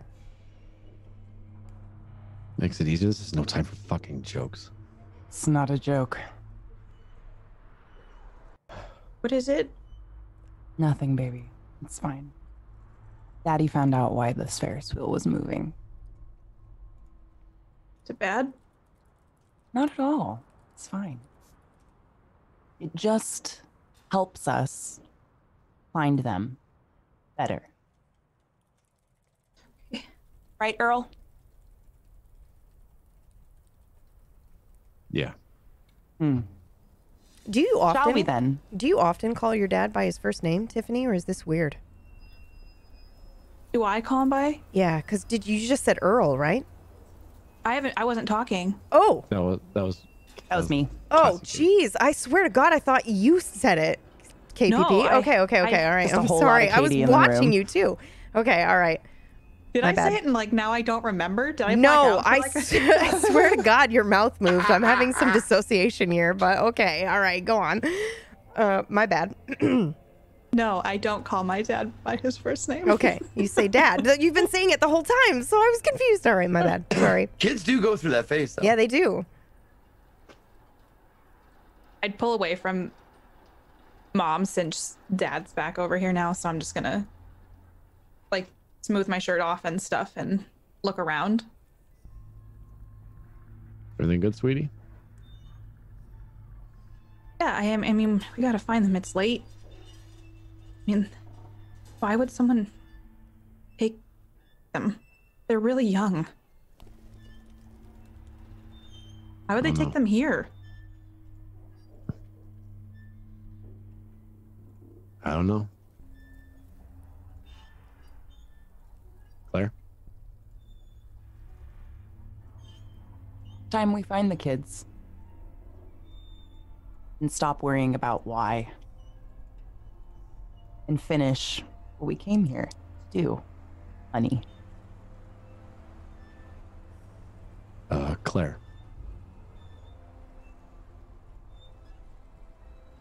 Yes, dear. Do you think your magic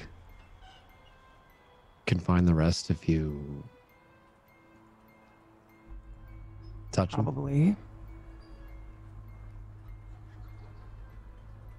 Can you go try? Uh-huh. Can I borrow the picture? Again? I reach into my chest pocket on my shirt. I give it over to her. I'm gonna snap it kind of quick. Thanks. And walk over to the Ferris wheel. Tiffy, baby, just stay there for a minute, okay? Just gonna check out what shorted this out for a second. Okay. I'm gonna swagger my normal walk most of the way there and then slow down and start to, as I get closer, get a little tentative, and I'm gonna start to think about exactly what I'm looking for. I'm looking for the other two kids, but I also kind of want to know what happened here. Ooh, okay. And are you using the same items exactly? No, I Okay. will not be using the giraffe this time. I'm going to Okay. be using the body, the picture, and then the Ferris wheel Okay. All right. Go ahead and roll. as my bullshit.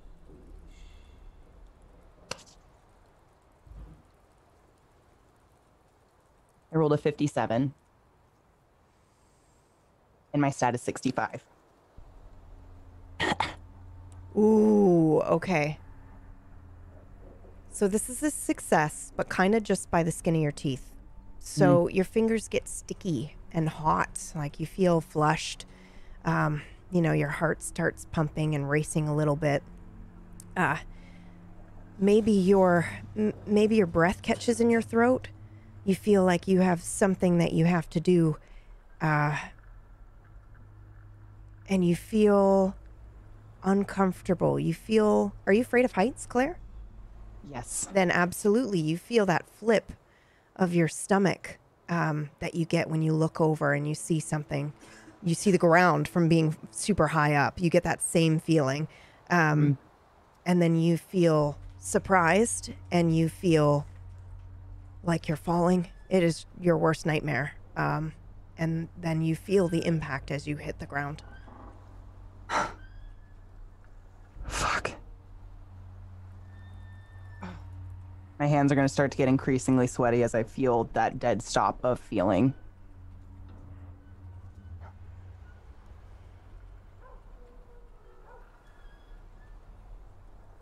She's going to sit up straight and start to think really hard about the girls. And see if they've met the same fate or if they're around. You're not roll really. again? Yeah, I was gonna say you're not really an adept. So this is gutter magic, and it's like hit or miss a lot of the time. Absolutely. And you're not using the same elements for the girls. So what are you using differently to try to find them?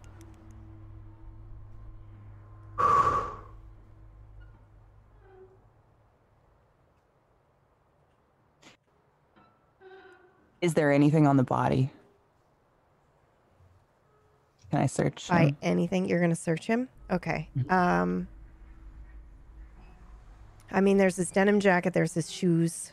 When you search him, are you flipping him over, or are you? I'm going to look under him and feel through his pockets and stuff pretty senselessly. Just start scrambling all over him looking for something that would be related to the girls. I need to know how Earl reacts to this. I know you're not like right there, but aren't you still nearby? Like, yeah, we're kind of watching from afar, but can't really see the details. Yeah, like of I it. imagine Tiffany's not allowed to look, and you're standing there, but you can still see what she's doing. Do you have a reaction to her just starting to rifle through this kid's clothes? Yeah, I try to figure out a way like to occupy Tiffany's time or focus in case she wanted to look at it. So I started trying to spark up small conversation with my daughter, which I never do. Like I don't have, like, I protect over her, but I don't really small talk with her. She's a girl, and I just don't like. Yeah. You're like, periods? I don't want to know about that. Yeah, exactly. Ask your mother. Okay, yeah, all right. Yeah, exactly. So, what does a 16-year-old girl do? I think it's weird that he's talking to me this way. I don't know. I go to school. I work at Dairy Queen. I do my homework. You like school? It's fine. I mean, I like English. It's good learning English. I kind of like scrunch a little bit because that's just a weird thing to say, but I'm just trying to occupy her. Miss Breyer, she's a good teacher.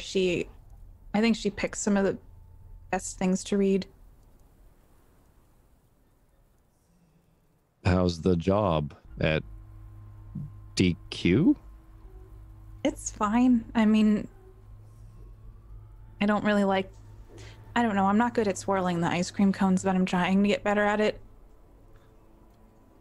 What's a DQ? It's like the Dairy Queen down the road. Like they sell ice cream and... Oh, that ice cream shop. Yeah. Oh, okay. I've only been there for a few months. Oh, Did Mom not tell you? maybe. Yeah. I'm lying. Yeah, yeah, I remember now. Yeah, she was telling me something about you getting a part-time job, pulling your weight. Something like that. Is everything okay? Daddy's good. Just a little stressed out. Are we gonna What find them? I hope so. Daddy hopes so. Did you know them well? Yeah, I babysit them every now and then. You babysit? Yeah, them. I mean, I can earn a little extra cash doing it. Like Jack's a little older, so we can sit down and play board games, and the girls usually play with their dolls. There's another kid that they have babysit too, so it's kind of like one of us usually helps them out. They go on a date night or something like that. Huh. I just came to the realization that I know nothing about my daughter. No. Just absolutely nothing. Oh, well. You're growing up fast. Yeah, I've been looking at colleges. Ooh. School counselor was telling me I should start looking at my options and what I want to do. I might do what you do. I don't know about that. Environmental work is. It was an easy job to get into. He didn't really require any education for it. He just gotta think about wildlife. It pays the bills. Well, what would you want me to do? Oh, I heard that like those flight attendant ladies do pretty good. You get to wear a pretty dress and give out coffees. I heard they get paid pretty well. Yeah, I guess I could look into that. Maybe I shouldn't go to college. I mean, there's other options. I think We could travel the world. I think that's where we're gonna switch. That is some tragedy there. Okay, look, you are gonna set off the Go XLR. No. All right, we're gonna switch. And we're joining Susan, Vernon, and Francis. Take it away.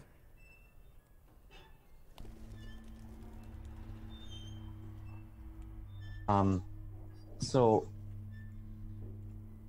I'm gonna do my thing, so we can maybe see it.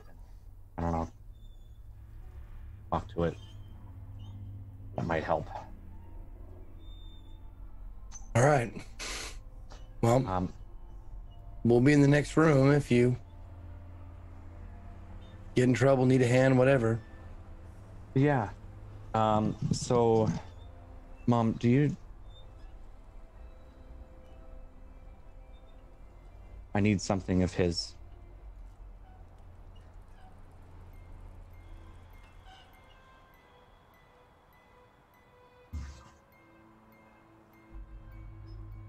All right. Are you sure this is a good idea? This whole thing isn't a good idea, Mom. But we have to. I look at Vern. And you're fine with this? What choice do we have? We've tried other methods and Yeah. nothing's worked yet. If you think it'll help her, I'll look in my handbag and take out a little toy soldier. Okay. Hand it to Francis. That'll do. Okay. I got some dirt from under the Ferris wheel for this.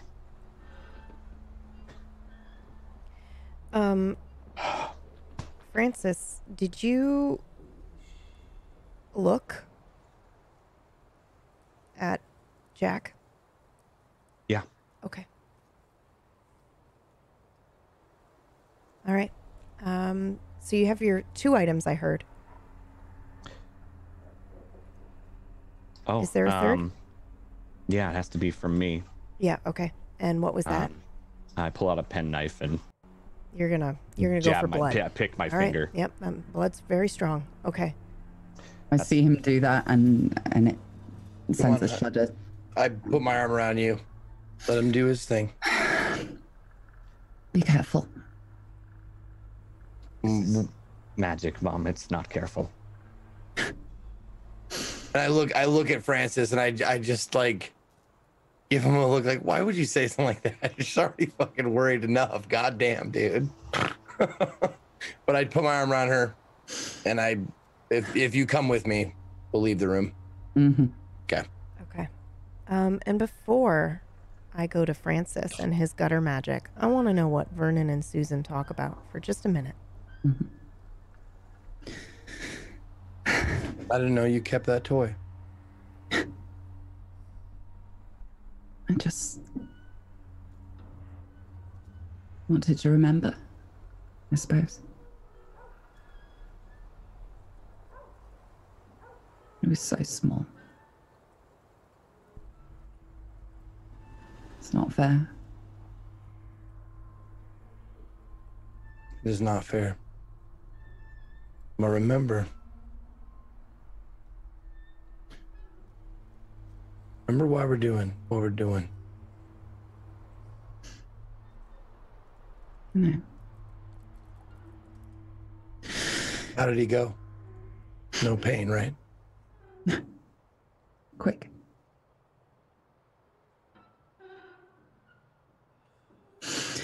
You like the view up there, I suppose.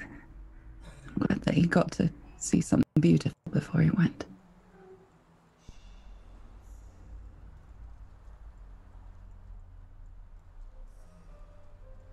I hope this is worth it. Of course it is.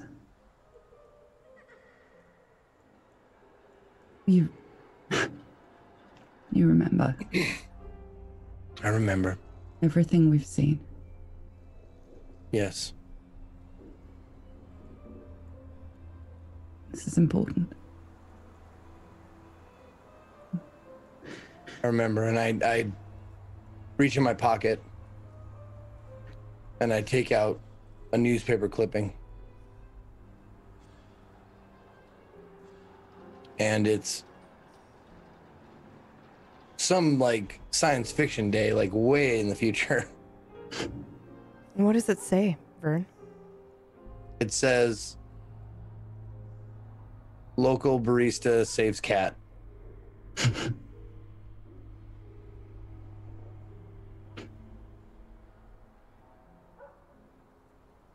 And I look at it again. Put it back in my pocket.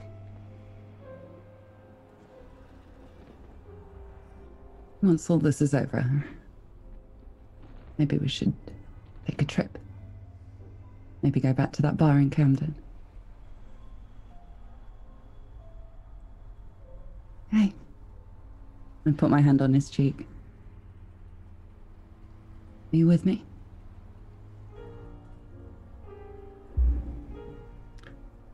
Like I said, in jolly old London town. Till the goddamn stars burn out.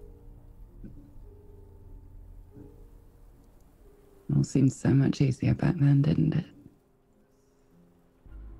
That it did. All right, now we switch to Francis.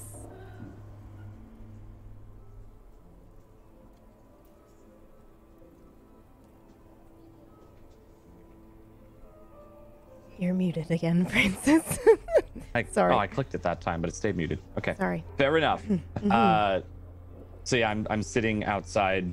I walk down to the room that they're staying at, but don't go in the room just yet, and kind of plant myself right outside, kind of like the walkway. I'm imagining like the office is kind of off one of the sides of the track.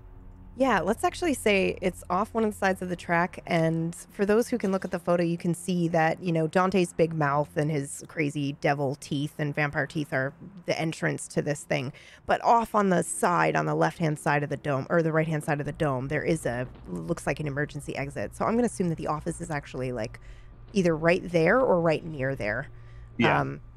Right. We'll say it's close to that exit because obviously if there was a fire and people needed to leave, then they would go through that side door rather than through an office. So the office is right next to there. So yeah, I'm in that hallway area, kind of in the emergency exit hall.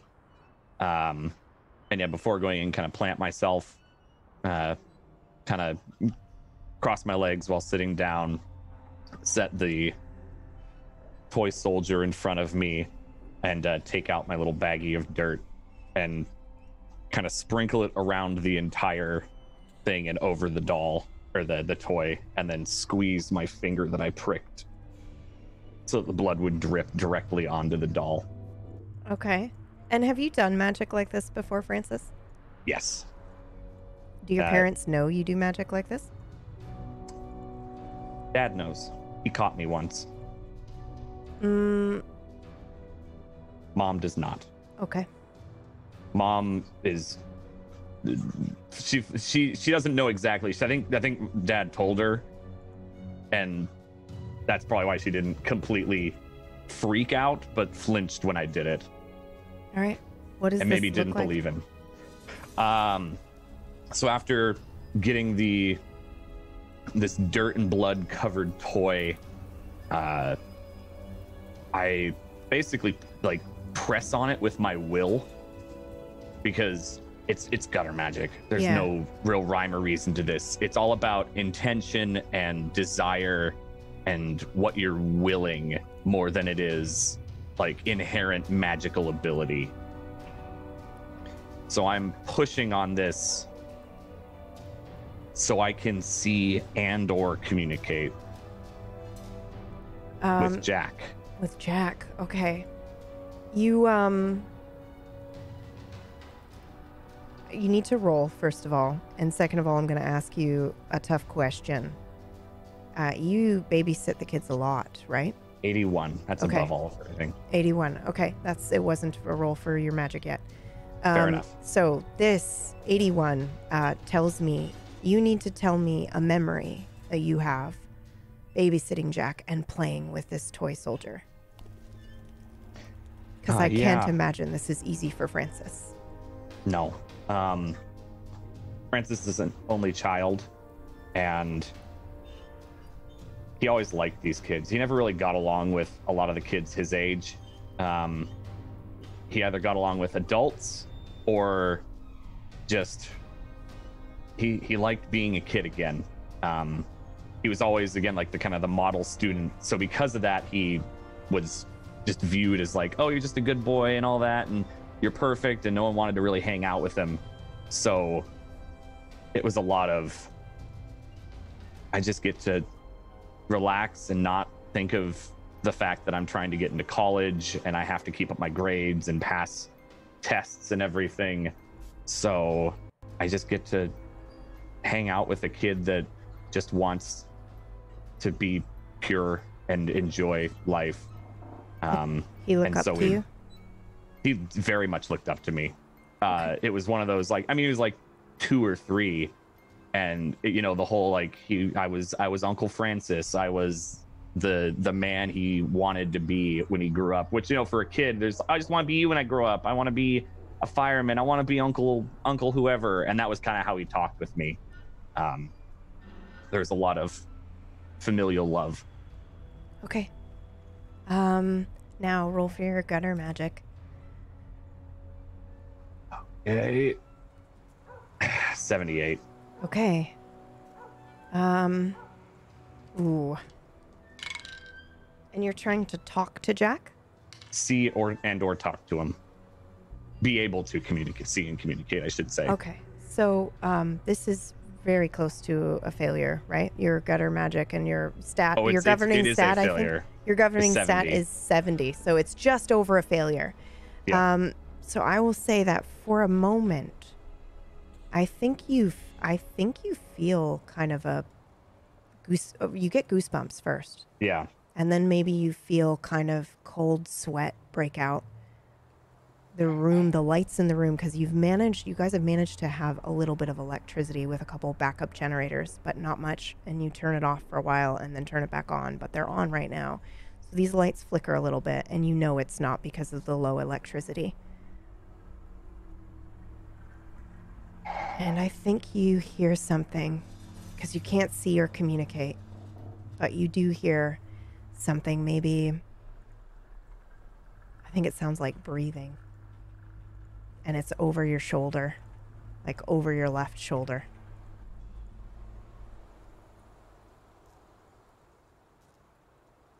I'll protect her. Protect them.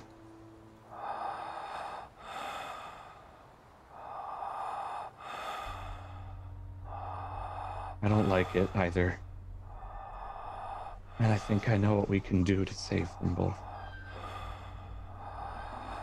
It's gonna be okay. Trust me. It starts to fade away, an echo kind of, and then you can't hear it anymore.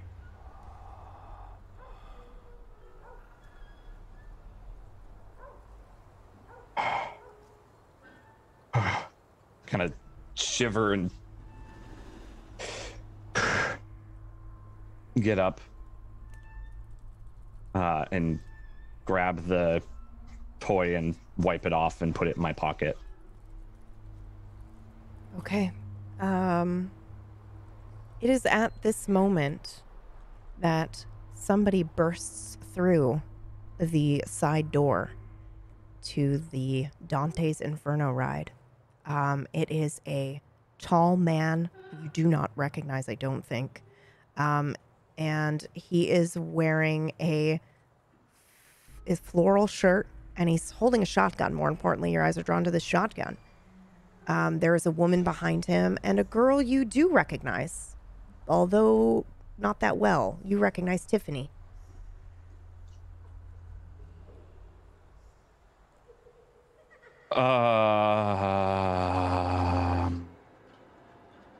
And I dash into the room where the girls are in. Girl, did you see that? That's the boy. He helps watch the kids. Pause for a second. Yep. They busted in the room. So the room where Francis is. Yes, is not where the kids are. It's the hallway to the emergency exit. Okay, the so room, that's where you the room are. is off the side. Okay. Yeah. Okay. And you all were like around. Missed that part. So we don't see them yet. You don't just see do. them yet. Just he does, but I'm sure he's about to tell you. Yeah. I apologize. No Please worries. Continue. Yep. So like I dash in to where the girls are. Was that where they were? My parents, or did they go somewhere else? I think they just went around the corner, right? Like I'm assuming they're still near where the girls are. They're on the way maybe to the girls, so you can. Okay, so I'm running. Voices, we'd be going straight for the girls. Yeah. So I run through, and if I see them, it's like they're here. We gotta get to the girls now. All right. I run straight over to them. Yep, me too. I probably have like a little 38 special. Yeah. In like the back of my belt, so I take that out. I'll crouch down next to them. Okay. And in front of the one that's responsive, the one that didn't flinch. Dee Dee. Yeah, Dee Dee. Okay. I'm right by the doorway. Watch. Remember how I talked earlier about you going to have to be brave? Yes. And I might give you a very, very important job to do, all right? Okay. Bad people are here. Be brave. Okay. Okay, I can be brave. Stay close to your sister. Don't come around the corner. Don't come around the corner. Hold my hands. Please don't let I've got a gun. Please. I know what. Please, Aunt I'm Susan. prepared to use it. Look at me, you'll be fine. Dad, Who's out there? Where's Jack? Speak up right now. I recognized one of them. was it? Cower back into a corner as far away from the entrance as possible, and I've got both girls around the shoulders. Tiffany, I think she sometimes watches the girls. It works at the Dairy Queen. I don't recognize the other two. Maybe her parents, maybe someone else. Yeah, I know. Give me the watch. What do you need the watch for? Maybe some magic stuff. It's okay. Look at me. Just give it to Everything's me. gonna be fine. And I just like I hand it over to you. Like I don't even look at you. I hand it over to you. Yeah. And I have my gun trained. Like, don't use that unless you know what you're doing, because it's unpredictable. I got it, and I put it like in a pocket in my coat and All back right, up. Just look at me. Can you breathe? It's Susan. Come on, you'll be fine. You'll be fine. Sound off! I'm serious. We know you're in there. Open the door. You got nowhere to go. Here he is. Uncle Vern's gonna make them nasty people go away, right? Uncle Vern. Breathe. So, are you guys at the door of this room? Yeah.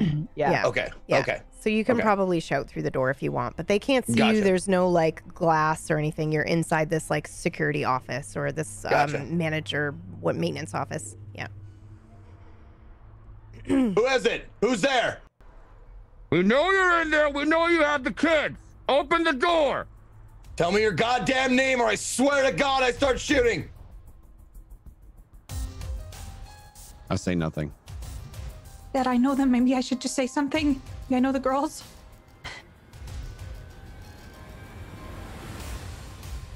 Tiffy? All right, do it. I'm keeping her behind me though. Tiffy, is that you? It's me. I found Busy's stuffed animal. You found Harley? Eyes on me. Eyes on me. Keep her quiet. Francis, Dee, did you manage to? Tiffany? Did you manage to calm this down? I don't understand why is Tiffany Not yet, out Mom. there? We could Working come in. on I it. mean, we're just looking for the. You didn't get it done, Francis? No, not yet. I need more time. Well, we don't have time. I don't know what through Like, and I'm not saying this loud enough so the door through the door. Yeah. I'm just like loud whispering to him. We don't have time. You make it. Make time. Well, I'm get gonna it done lean over- I'm right gonna lean fucking over- now then. I'm going over There's to something on Tiffany. the clock here. I'm going over to Tiffany. Get them to open the door. And I'm gonna grab the shotgun so the butt's out first. Yeah. I don't understand. Tiffany babysits us. She's fine. She's not a bad guy. I know. Cover that kid's fucking mouth now. I have a stuffed animal. I could just bring it in. I'm sure it'll help them feel better. That's not. What are you doing here, Tiffy? Who's with you, Tiffy? That's Just my parents. I asked them to come with me because I was scared. I couldn't find. Why are you here? I was Tiffany? supposed to babysit them tonight. No, that's not true. Why are you here? I swear I was supposed to babysit them tonight. And I look at my dad with my eyes really wide. I lean into it. Tell them we can stop this. We can stop this. You can How? stop this? We've tried. You can't. We've seen it. From every angle. This happens. And this has to happen. Now, all of this is gonna stop. Just let us in. We can talk together. I could give Busy her stuffed animal. I know how much she You're loves this armed. thing. We saw the gun. I saw the gun. Well, Vern There's no also has a talking with gun. that. It's just for protection. It's just for protection. We were out in the woods by ourselves. That's not. So you know what this is. Tell them it's just you coming in. I don't really know what's going on. It'll just be me. I'm just out here. You got this, baby. You got this, honey. I'll just. You said you could fix it. How do you plan on doing that? I look at my dad because he's the one who told me to say that. You can't fix it. You know there's only one way that this has to happen. Let me just bring her stuffed animal. Let me just give her that. That's not a good idea, Tiffany. Francis, come on. You know me. I know. I'm not a bad person. Neither are we. Look at me. It'll all be over soon. It's okay. Tiffy, Yeah. did you say your parents were out there with you? Yeah, it's my mom and dad. Can you promise me it'll only be you to come in? Francis, no. Look at her and I Yeah, nod. yeah. I look it's just at gonna be me. Francis. I look at right at Francis. What are you doing? Francis, you know how much she loves this thing. Leverage. I put my hand on the door handle, just waiting for it to feel it move. If you try anything and it's not Tiffany, and I motioned to Vern, I put my gun directly on the children. he will shoot. I put You my know hand. I why back we're away here. from the door, and I get next to Susan. You know why we're here. Then you know he'll do it. Don't do anything stupid. Tiffany, only you. Hold on a second. And I put my hand on my dad's hand. And I look at him. What's going on? Everything's gonna be fine, honey. Everything's gonna be fine. Let me just go in. That's what we want. That's what we want. That's what we want. But Daddy's gotta stop them. Daddy's gotta stop them. Just let me go in first. Give her her doll. Please. Okay. Okay. All right. Just keep the door cracked behind you. Just keep the door cracked Okay. behind you. Okay. And I'll see if my dad will let me move his hand off the door handle. I gently pull it back and I lean up against the side of the wall, edging beside the door, And I'll step kind of trying in to front stay of out of sight. Yeah, I'll step in front of him and put my hand on the door handle. Okay, it's just gonna be me. Okay, I'm gonna open it a crack. You're gonna slip in, and then I'm gonna shut the door behind you. Okay? Okay? And then I'm gonna shut the door, and it's gonna be wedged. If I feel it move, I'm going to tell my dad to shoot. I'll be watching. I don't know what's going on. It doesn't. Let's all just put our guns down. How about that? The girls are both crying now because a gun is pointed at them. We no, can they're hear the facing we me. can hear the kids Oh, crying. Yeah. Facing me. Well, yeah, but he says I'm gonna shoot them. Oh, So I mean, they have ears. So yeah, but they're still I crying. wave it clear to come closer. Right beside me. You ready? Yeah, I'm here. I'm right here. I'm right here. Okay. And so like I crack the door. I'm like behind the door, and I open it just enough for like a small girl to fit through, and like have my foot wedged against it so it can't be shoved easily. Okay.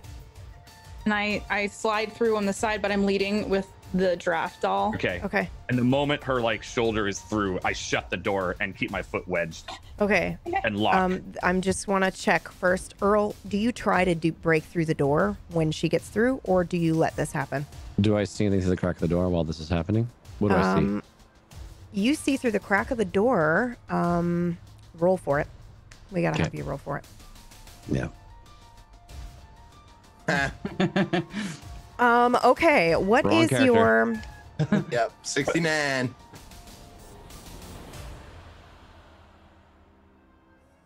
Did you bring the fucking cops with you, you son of a... I was muted for a second, guys. I know I was muted because there was a huge siren going by. So, okay. You do see, you see a woman down on the floor, red hair, long red hair. She looks, her makeup's very well done. She is holding the girls. They are crying and huddling up against her. And that is what you see very briefly before you can cross the threshold. So that's in the distance, Or right? yeah, that's like in the room. That's like what you see as she's able to open the door. You can see that, and then that's Do all I you can see? Do I see the son's hand at the door handle? no, If it was because I'm inside, yeah, yeah. I imagine he just opened it this way and let her through. Yep. Oh, so like I can never see his hand coming across the No. opening to grab the door. Oh wait, the door No, goes because in. it not goes out. in. Yeah, it goes so he in. just slams it. Yeah, so it opens just enough that you can kind of see inside, and then he's gonna try to slam it. So it's up to you. Do you try to shove the door open when Tiffany goes through or not? Because if so, I'm gonna have you contest rolls. So is there an angle though? Do we can't, or can we see each other? There's no way in hell. There's No. no way in hell I'm gonna let my daughter go into this room alone in this Yeah, situation. okay. And Vern, So I imagined you were behind the door near Francis pointing the gun at the girls, right? So that he can't see you once the door's open. Well, that's what I was wondering because he said he could see the kids and Susan. Yes, because she's on the floor, right? It's not a super huge office room. So I imagined you positioned yourself safely behind the door. But why don't we go around and actually say where everyone is right now? Because this might matter here if we're going to bust down doors. So Vernon, where are you? I'm standing over the children with my gun generally aimed at their direction. Okay, then in that case, Earl, you also see that. You see that he has the gun pointed directly at the children if he's standing right next to Susan. I am not looking at the kids. I am looking at the crack in the door. So then you make eye contact. Lock eyes. Yeah, you make eye contact. Okay. And I look at him and I just shake my head like, don't fucking do it, man. Okay. And then Susan, we know you were on the floor right next to him in line of sight of the door, holding the two kids, the two girls. Francis, you are behind the door and you are opening it just enough for Tiffany to go through. The door's opening to the inside of the room. Claire, where are you? I'm standing behind Earl, probably with my hands on his shoulder, just glaring in the door, ready to go in. Okay, he's got his shotgun, so I can't imagine that you would be able to like safely put your hands on him because he's like, it seems like he's prepped and ready to like barge in. I just mean like looking you're over his in, shoulder. so you're looking. Yeah. Okay, so then you see this as well. You see Vernon, you see Susan and the girls, but you don't see Francis. Okay. But you do see the gun pointed at the kids, so. Earl, do you try to shove the door open or? I try to put my foot to stop the door from shutting, and I grab my daughter's hand. Okay. So my hand is now in between the door that Francis and is it's trying like to probably close. just a small crack, just enough to like fit her hand. Yeah. Yep. And then like after that, like the door hits the foot sound, all you just hear is click, click. Tiffany, please. Dad, just let go. It's gonna be fine. We're not gonna hurt her. How do I know expect us to allow our daughter to walk into a room with a man pointing a gun at some children's heads? Well, that's fine. Not you. Situation. It's not her. It's not any of us. Briar is the keystone. Without her, this all falls down. Once these children are gone, we avert the end of everything. You're speaking crazy. There are other ways to go about this. What ways? What? There has to be something. Can I feel that he does the same magic as me? No, this is gutter magic. It's not it's Nothing? like it's trash magic. Yeah. There's no way. Yeah. I'm just saying there are other ways you might not understand that we can go about this. You don't need to go murdering children. You don't know. You don't know. None of us know. Been there. I've been to the future and back, and I've seen every possible outcome that any person can see. Wait, stop. You went to the future. How? You know how. Claire, you can roll for me if you'd like. Love to. I rolled a 5. Oh, ooh, okay. Without hesitation, you've heard of this. A certain watchmaker. Do I know this watchmaker? Or know of him? Do I know names? Well, yes, you do, and you are close friends with his son. So you're saying, why are you holding a gun when you're holding the answer in your stupid fucking head? You fucking piece of shit. Why don't... Look what you did. I've used it. So use it again. I've used it and used it and used it, searching for another way. The only way I know someone to that save can use everything is to stop the anomaly right here where it begins with these children. It doesn't have to begin right now. Time. It has always existed. It just needed people to conceive of it. It's not a linear line like you're thinking. Oh, all no. happening. You're right about that. We could. What it is, though, We can move one. Is what I'm saying. is a I crossroads. know someone that can do this. A crossroads where all timelines meet and all timelines end.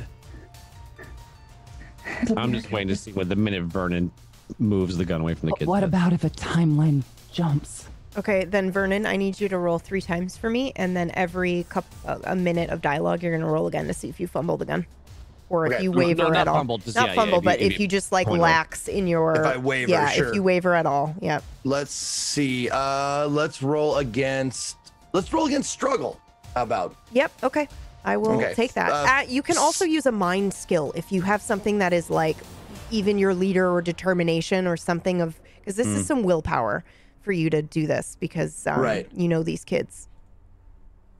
Okay. Let's see here.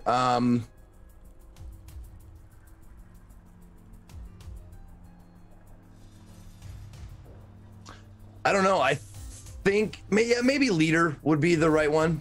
You could do leader because I Okay. would allow that. You are All right, trying skill- to stick to your guns and control the situation. So yeah, that's Take fine. Take your guns. Yeah. So leader is 25, mine is 80. Let's roll 97, 24, and 87. Oh, 2 shit. fails. Okay, so then, yeah, we'll say since the dialogue's already happened, I want that dialogue to happen, but go ahead and role play out a moment where you do maybe lose your guard for just a second, and Earl can Okay. have an opportunity. I honestly like. Let me think.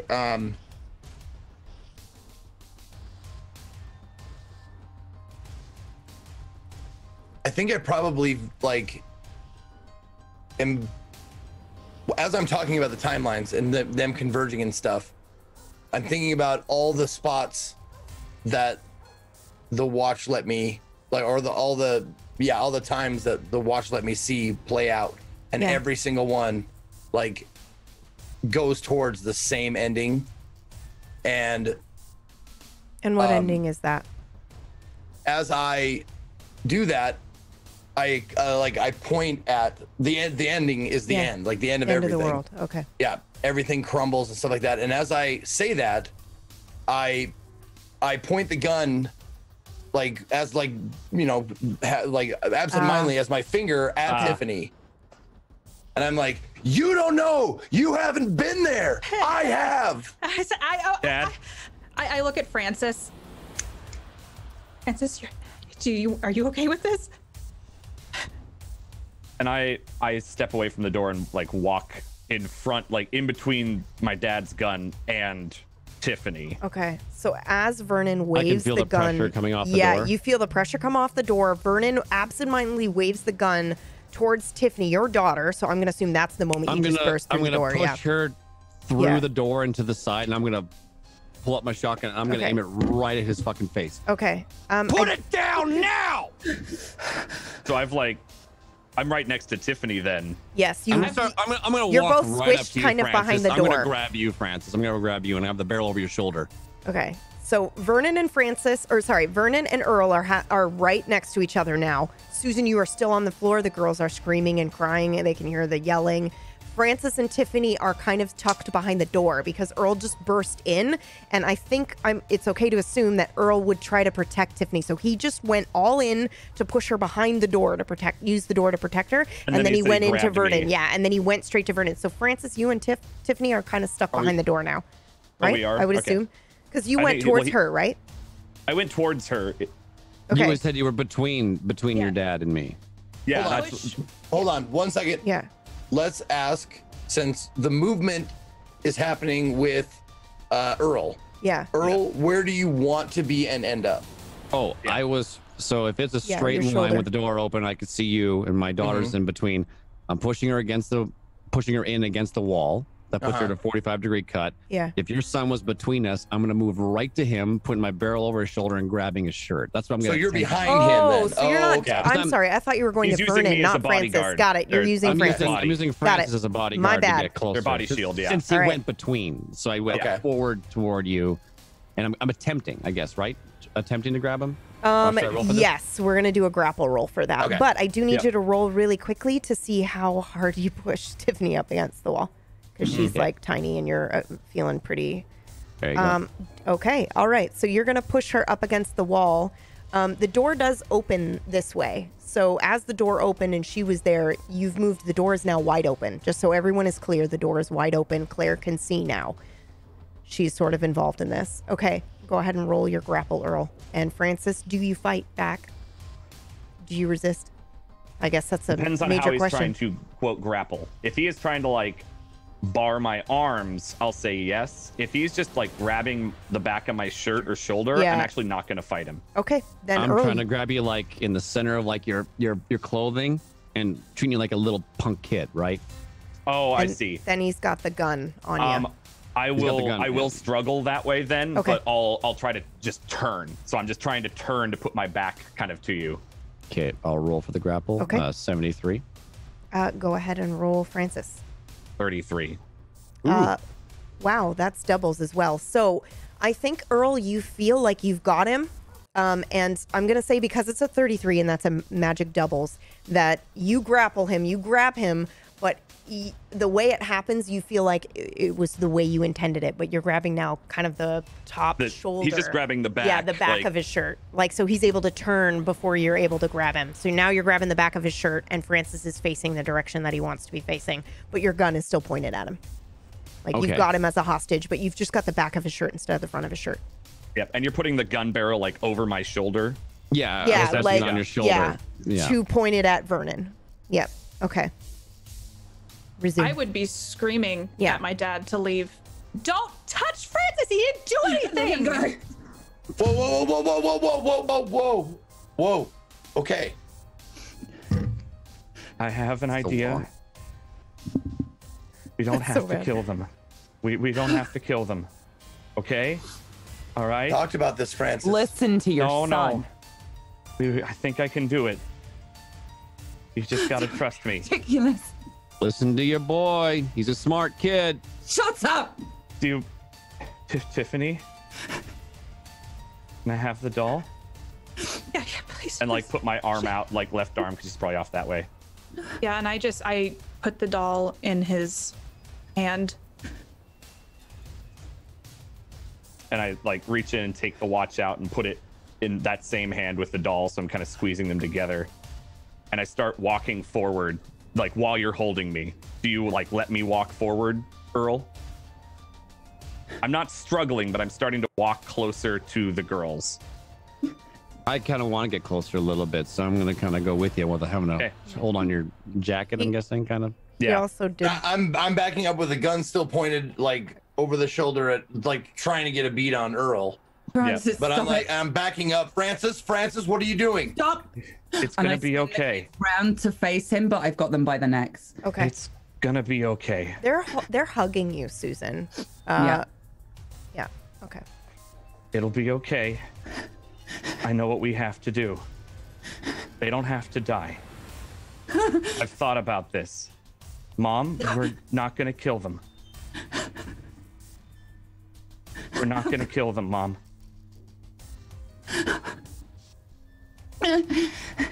Briar, honey. I've got to. Briar. You want to see your mom and dad, right? The youngest girl stiffens up in your arms, Susan. She's holding on to Dee Dee's shirt. I'm so sorry. Briar, come to It has me. to be now. It has to be now. Briar, come to me. And I look at my mom. I can take care of it, Mom. Don't be ridiculous. Briar, come to me. Francis, what are you doing? This is the only way. Susan, I'm gonna have you roll against me. I rolled a 13, so let's hope you can Good. hold on to.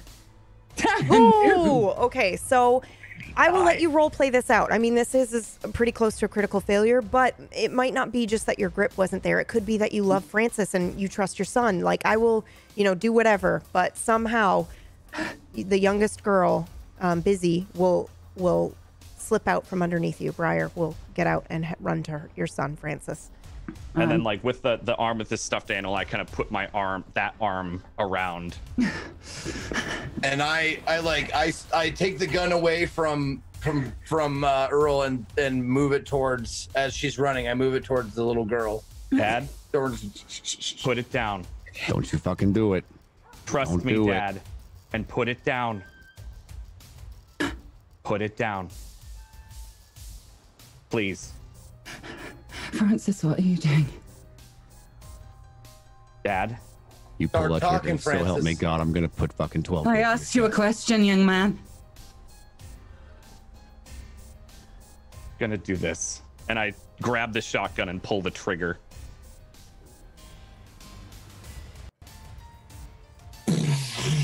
I'm not gonna let you touch my. And then pop the watch. Okay, we need a roll because I don't think Earl's gonna try to let you grab the gun. My God, no. Okay, so Francis, go ahead and roll. Earl, roll a contested. You're gonna fight for the gun. 57. 20. Earl manages to keep control of this gun. Now, Earl, I'm gonna need you to roll again to see if the gun goes off accidentally. Absolutely. Because we're getting close Anything now. over a 50 is a yes. It does not go off accidentally.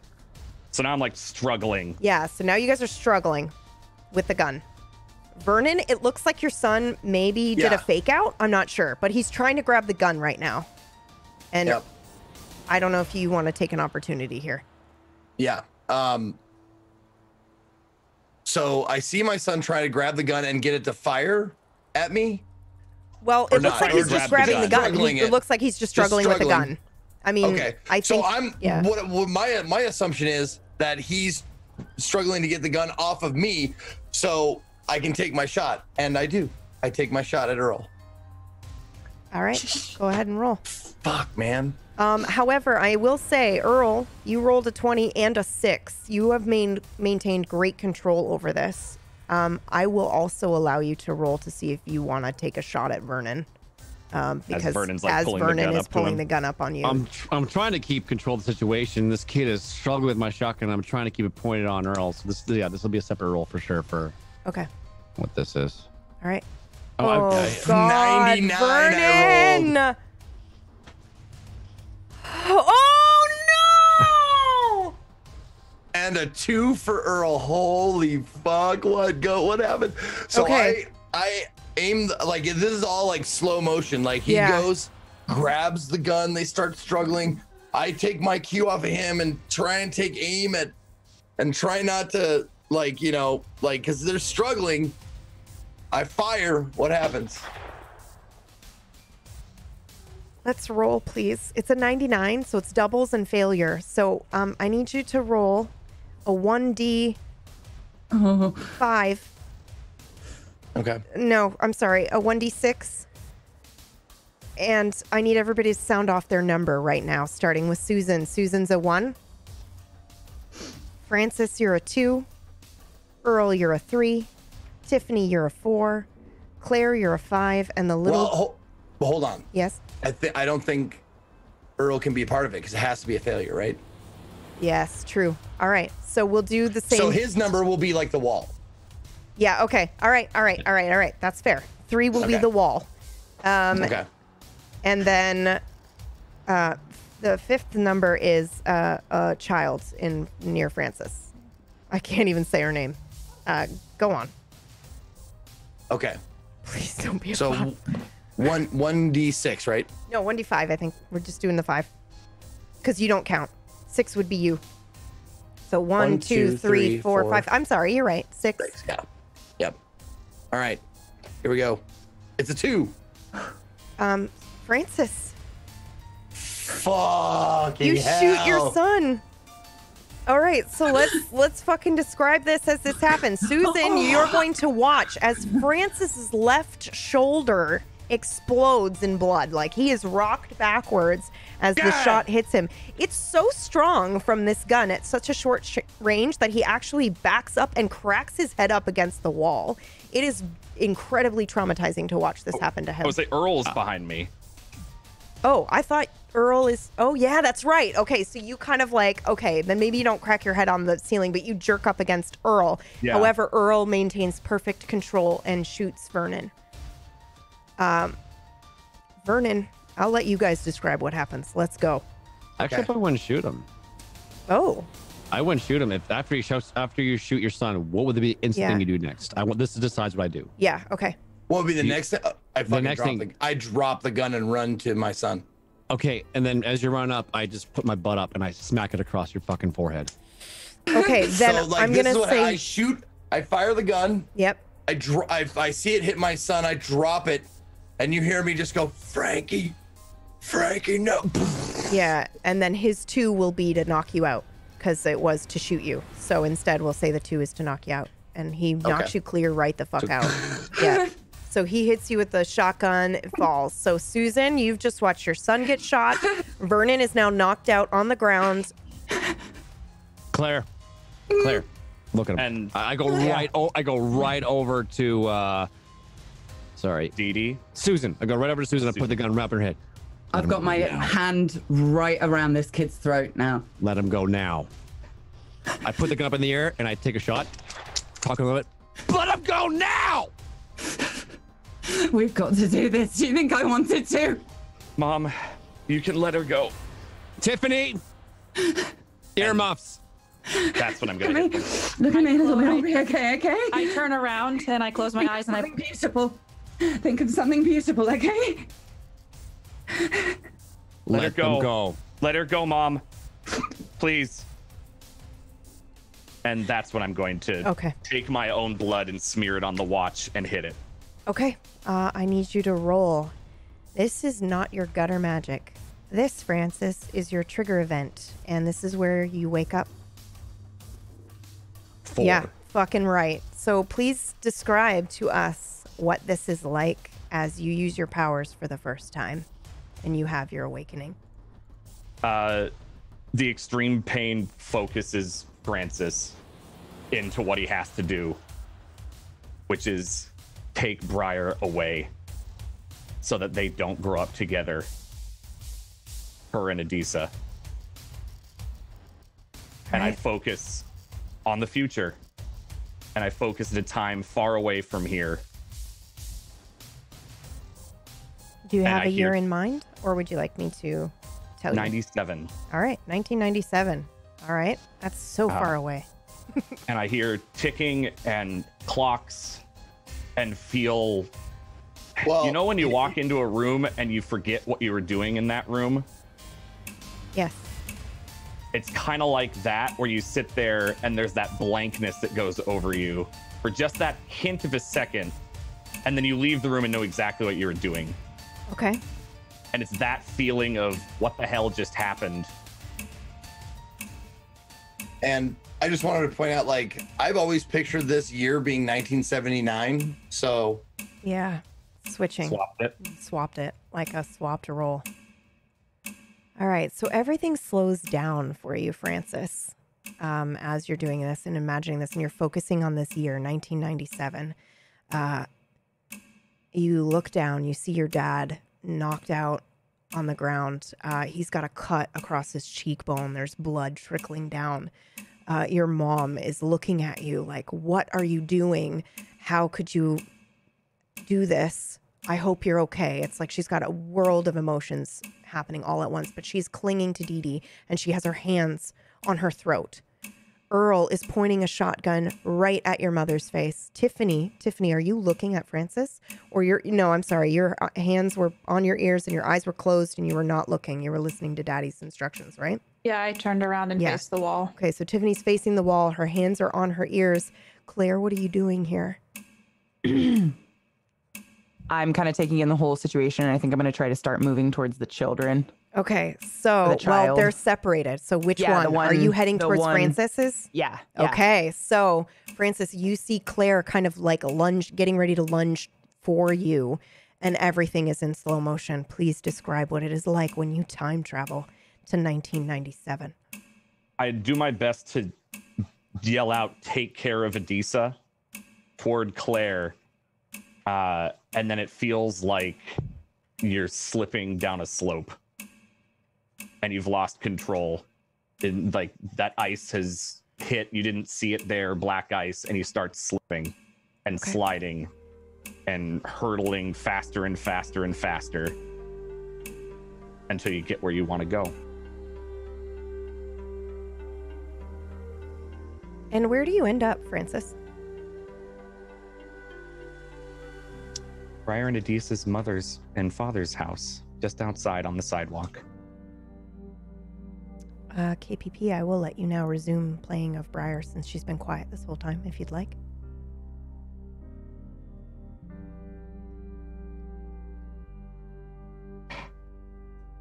Are we?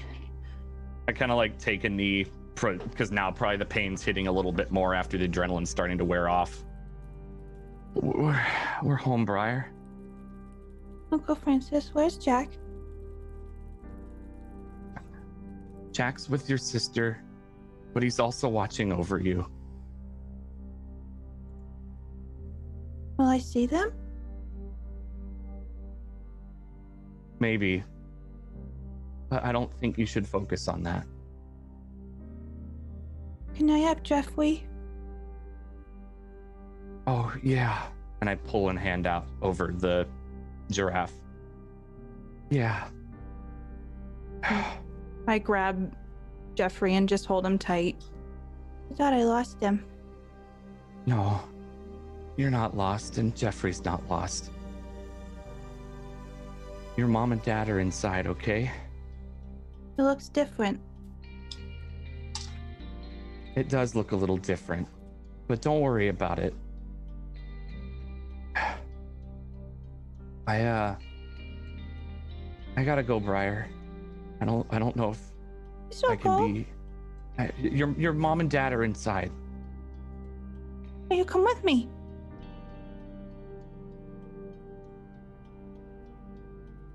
I'd I love grab to, his hand. but I can't.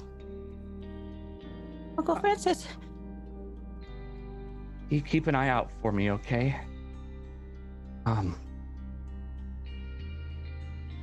You can't tell your parents that I did this, all right? No. Can you keep a secret? Just for me? Yeah.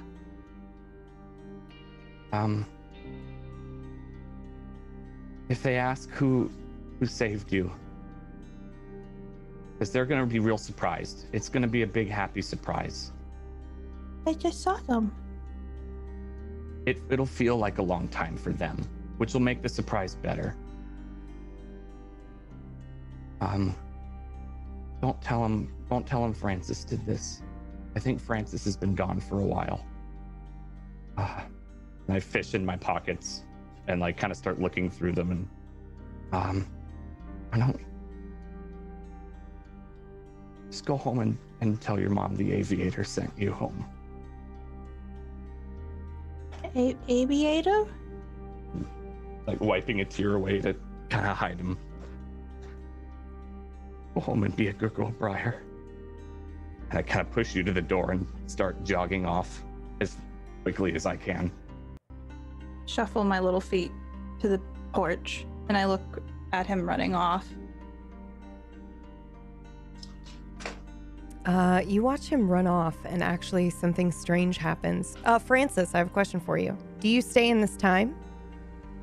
No. No. Okay. So as you turn and watch him leave, Briar, you will remember seeing him disappear like a blink once he hit the corner. Okay. And you turn to face the door. Do you knock or do you just go in? It's a different house, so I would knock very quietly.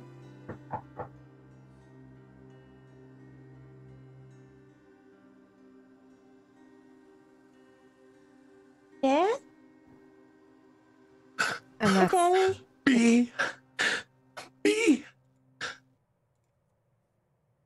I'd run over to him and hug him. And that's where we're going to end the episode.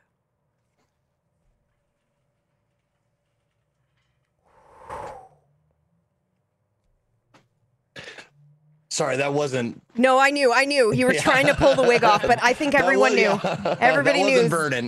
Zeke stepped in to role play her dad. Thank you, Zeke. That was amazing. I have chills from when Zeke came out. Oh my god. Yeah, and Dee, your I got face. chills. I have to say, those, I know we have so many people that just listen to the show, but you need to boot this up on YouTube and watch that last scene there, because Zeke almost made me cry. Whew. Thanks for watching, everybody. Yeah, dude, that was a fucking rough one, Yeah. homie. Holy moly. Oh, god damn, dude. A journey. What a journey indeed. Should we do some shout outs? That's my favorite episode so far. Hands down. Wow. That's right up there with the dinner table one. Yeah, yep, same. You were all so incredible. And I think like that there was a moment there where I felt okay. If you've ever role played before, those watching, you'll know when you get into a right group, you can kind of just know when the moment to come in is. And there was a dialogue moment between Vernon and Francis, and they were kind of like arguing, and then I came in to cry just a little bit, just for a second, and then Susan was like, shh, it'll be fine, and then Vernon and Francis went right back to their argument, and it was like, it was insane. Everyone was so good. Sorry, I will gush for an hour and a half or 2 hours, so let's just do our shout outs. Susan, played by the beautiful Amelia Tyler. Very flammable today. Hello, I'm Amelia Tyler. I just nearly killed some children. That was an emotional thing I was not prepared for. Never thought I was a kid person, but it turns out actually killing them is a hard line. That's good to know. Now Don't we put know that on her your Tinder line. profile, though. I like kids. I just don't feel the need to have them. It's like horses. They seem like a lot of work, you know? Yeah, that was insane. Shush, Jolly Fox, you'll make me blush. Yeah, you can find me over on Twitter and now on Twitch, because apparently I'm an affiliate now. Yay! So that's something that happened. What the fuck? Oh shit, dude. Yeah. Yeah, and play the occupation because it's badass and it's very socially important at the moment. Yes, it is. Yes, it's very good. It's incredible. It's really, really good. And might I say, without spoiling, there is a bit of some timey-wimey, wibbly-wobbly, time is fucky in that game as well, right? Because you're switching between two. No, not really. All right. Well, there's the two fuck? people that you switch between, and Oh, yeah, there's yeah. a mystery He you plays- have to solve. And Yeah, it's an I mean, investigative thriller and it's all it is real time. timed, So though. it's like 4-ish hours Yeah. to play start to finish, and it's you are a journalist Yeah. and you have to figure out You have to what figure it out. happened. Or you can just sit on a bench and listen to 80s music for 4 hours Yeah. and the plot will play out. yeah. Oh. So that's what I meant. It's the first game I've ever played where time doesn't really pause for you to go and do your investigating. Like if you don't do the shit you need to do, stuff will happen regardless, and it's going to be, there will be consequences for you not solving the mystery ahead of time. So Yeah, yeah. Mm. But yeah, that was really weird. And it felt very, very strange doing the breathing thing.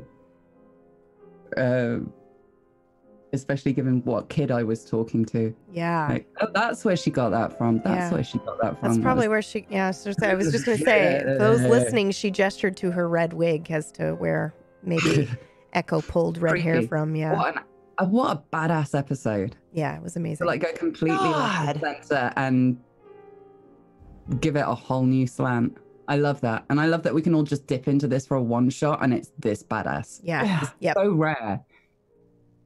So rare. So thank you. All right, Zeke, who played Vernon for us today, and briefly Briar's dad. Yep.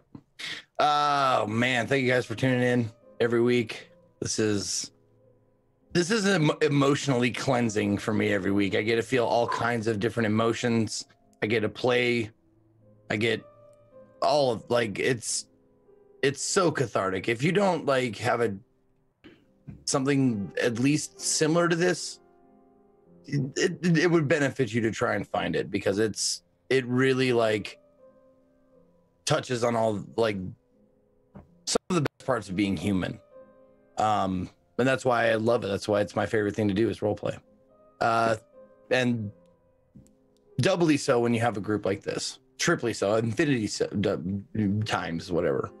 My name is Ezekiel the Third. You can find me at or / Ezekiel_III. Twitch, Twitter, and YouTube. If you want to catch me tomorrow, I'm starting a brand new game. Well, not a brand new game, but I played some Outer Worlds today, and I went, it's okay. But I've been putting off AI Somnium files or whatever for a while, so I'm gonna give that a go starting at noon Pacific tomorrow. If you want to be there at the beginning, but yeah, that's all I got.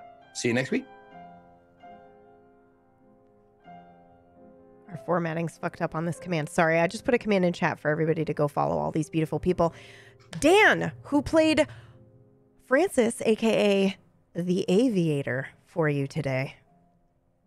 Hi, I'm Domestic Dan. I love this show a lot, and I'm glad that today wasn't just yet the finale. Also, just want to say props to CK, Classy, and KPP for leading all of the audience astray so well. Wow. The first 2 hours. Holy fuck. Yeah. Beautiful. Yep. All of you. Yep. So good. Yep. But you can find me at Domestic Man Dan doing pretty much everything. I just got back from Japan last week. So we've just been going hard and trying to catch up with all the stuff that came out during October. So I'm diving into horror games as I can and cooking and doing all of what I do. I think I'm just chilling out with Minecraft tonight because it's always good to chill after Nocturne. Yeah. Yes. But yeah, it was so good. I'm glad I get to do this. CK, who played Claire today, our gutter magic fiend. I gotta say Witch. that was pretty cool that I learned that class in the 5 minutes before the show. Yeah. So It's really good. I feel like I soaked up what I could. I had the book here the whole time, and I'm like, what can I do? So that was really fun because I mean, the flesh worker was awesome, but obviously I know it pretty well by this time. So that was super cool. I don't know what else to say. I really hope the finale just never happens. I love you guys so much, and this is my favorite day of the week. And I hate when we're not here. Nocturne season 2 #. You can find me over on ClassyKatie.tv or twitch.tv/ClassyKatie or ClassyKatie.tv. I am playing a lot of Destiny lately. Pew pews. I love it so much. It's so good. Really? Yeah. Shooters are like my dirty, guilty pleasure. Mine Ooh, too. like I've been crack. playing Stalker. I Yes. fucking love Stalker. It's so Yes. good. Sorry. I love them. No, it's fine. I love all of you. That's all I got. And don't forget to check out her Amazon wish list. Yes, please. Oh, She's yeah. moving. Buy her a toaster. Or there's a joke in there about a Nocturne related thing, but my brain is actually fried, so I don't know. But there, I'm Sous sure. vide or whatever it's called. Pocket watch. Sous vide. Yeah. All right, KPP, who played Tiffany for us, which I have to say, KPP, your performance today was amazing, and I was gutted because of the way you portrayed the wanting to please your parents, and also just like it was intense for me. It was very good. Honestly, I don't know. It was very easy to play with CP and Pax. Like, not that you guys are abusive normally, but just that, I love you too, honey. yeah, I don't know. Today was crazy. Thank you, Francis, for saving Briar so that she could be a part of Nocturne and Yeah, holy shit. being my dad. Dad. It was kind of weird watching this all play out though, just because I don't know. It's just nuts, and like I don't know. My brain's broken just from it tied a bunch of loops together. Yeah. And I love how we all work together on that. I think this is not the first time that we've done that as a cast, but we really kind of were like all putting our ideas in the hat and being like, oh, what if this and this text, connects to that. Has And the audience figured out the relationship with Yeah, the that's a good siblings? question. I don't know. I mean, the episode Question. technically gave it away. I mean, it did in its entirety. Yeah. I felt so bad for Susan having to push a little boy Yeah. off of a Ferris wheel. Yeah. Oh, She's made us stern stuff, but not quite that stern. That was an experience. And then being there with the gunfight Yeah. going off, thinking, am I just gonna have to strangle this child? Yeah. I thought Right you were now, going it's to. my son dead. Is It's she my gonna husband break a dead. neck? Yeah, she was gonna go for it. save the world, right? Yeah. But I don't know. I'm just grateful to role play with all of you because, like you said, we just kind of all jumped into this today, and it's freaking awesome. So, and I mean, to think that you're not just saving the world, you're saving all worlds. Yeah. Yeah. Like that's the motivation. Like these 3 children have to go because you have to, because that's the only way to save all the worlds and all the timelines. Yeah. I don't know. I just want to say one more thing. I'm just so impressed by our specific, like, I'm just bragging. Our ability to pull one shots is like, how even? I've never known anyone that can improv like this and one shot show I like am this. the one shot queen. I'm sorry. That is the one thing I will brag about. I'm pretty good at pacing. Though. I love pacing. I'm so good at it. Sorry. God. But I mean, you guys all did it, but you know what I mean.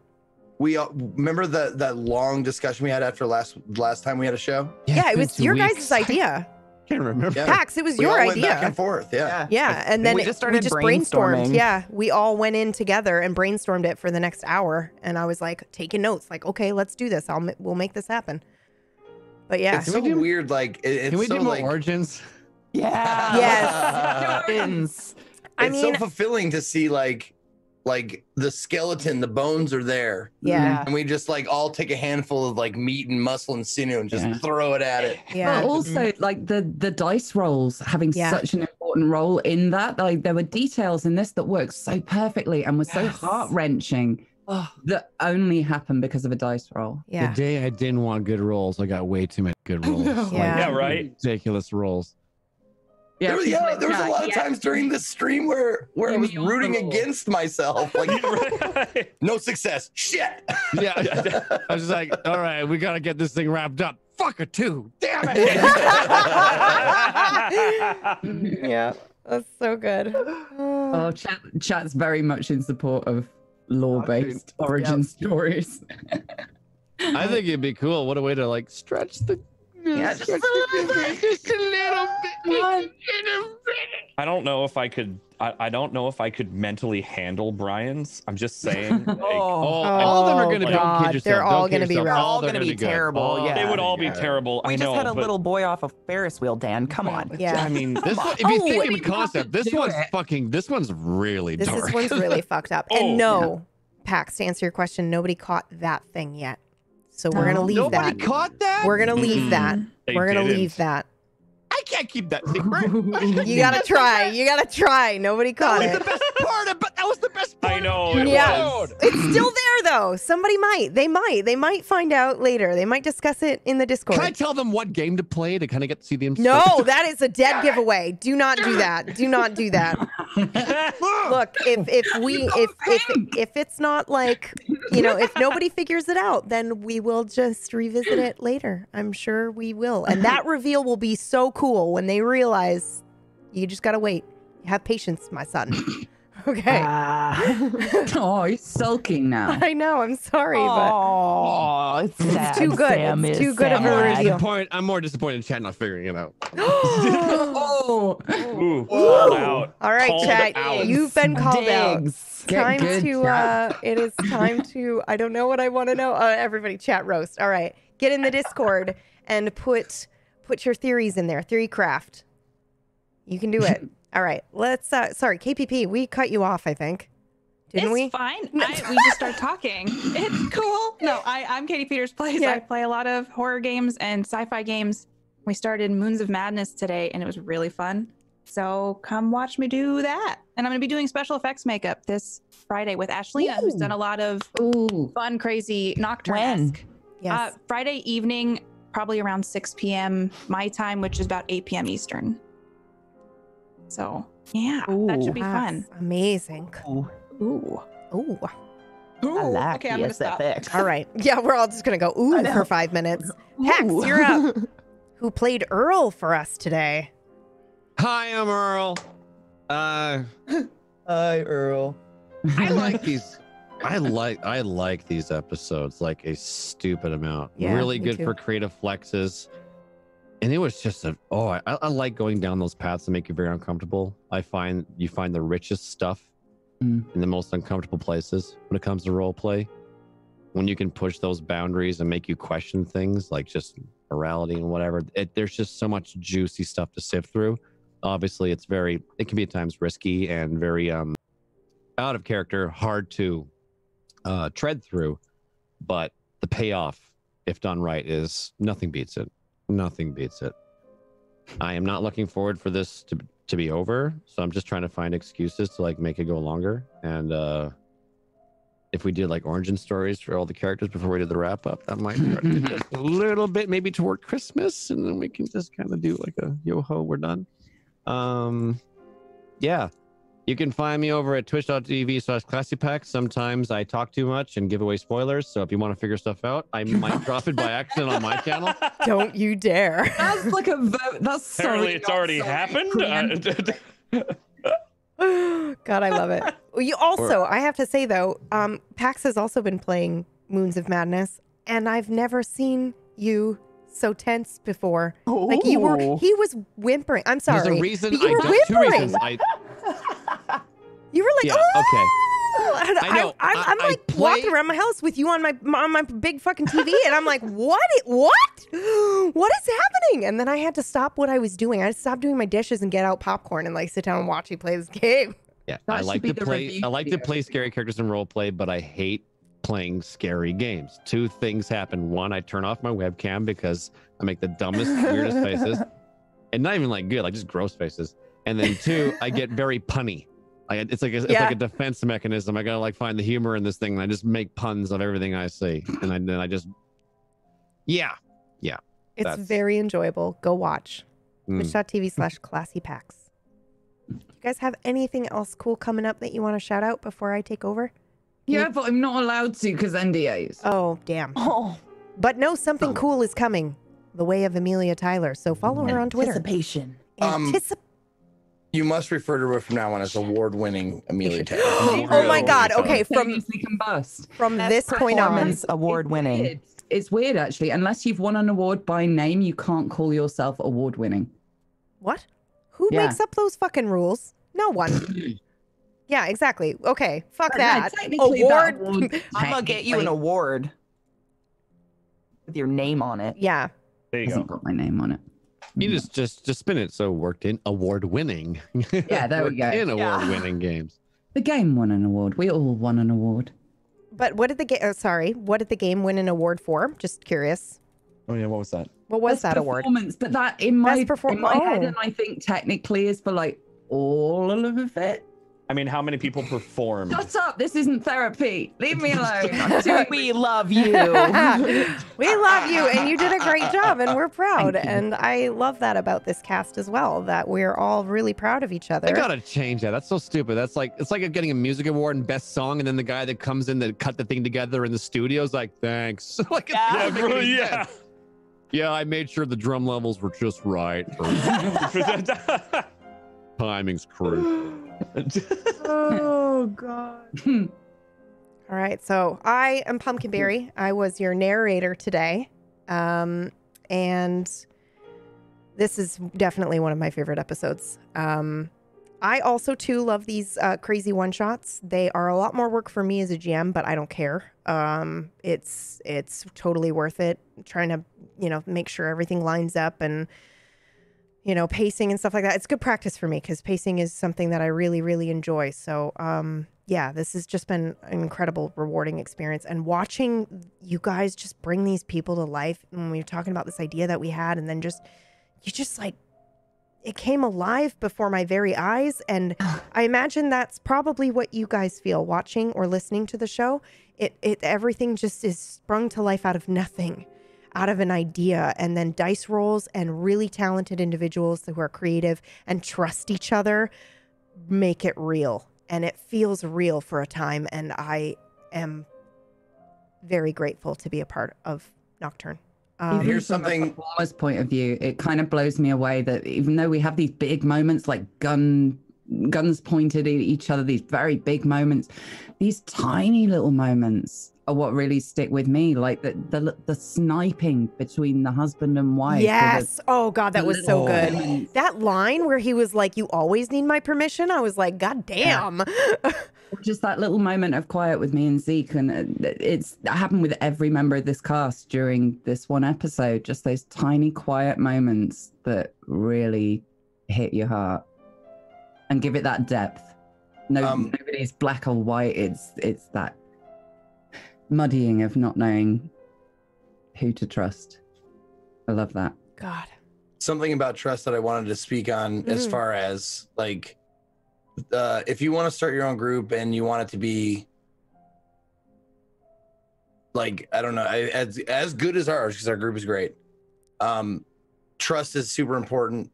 And the way you establish trust is to trust yourself. Yes. Like, not trust yourself, but trust your other people first. Like, show them, like, the best way you can get people to congeal is to lead by example. Give of yourself first, and then people will see you giving of yourself, or take a chance. Don't be afraid to be embarrassed. If you lead by example, then everybody else will be, oh, it's okay. It's okay. It's like a trust fall. Yeah, it right? is like a trust fall. That is exactly right. And I think a key thing that everybody in this cast does, if you're new to role playing and you want to learn kind of like how to do the way the Nocturne folks do, is they will always strive to, when they are in a scene with another player, they think, how can I reveal more about my partner? How can I make my partner shine? How can I bring out some of my partner's backstory right now? They're not thinking about themselves or their moment or their character. They are always trying to coax out more from whoever they're dancing with. And it's incredible. It's really, really good. Well, Dennehy said the D&D group I'm in doesn't really do a lot of role play. Well, I mean, if you can get over your own fear of it, of looking like a fool, and they'll see how much fun you're having. Like, the best convincer I know of. One person to just leap in and go, well, I'm not scared of looking like a twat. Yeah. And there are some groups, I will say this, there are some players who like to play D&D and don't like to role play. They just kind of want to sit down and, dungeon crawl, and that's okay. That's one way to play D&D. It just might mean that you need to find a group that wants to role play, but chances are your group probably wants to role play. They all just feel like a little insecure, and maybe they don't want to look like idiots. So just be like the first person to look like an idiot, and you'll be great.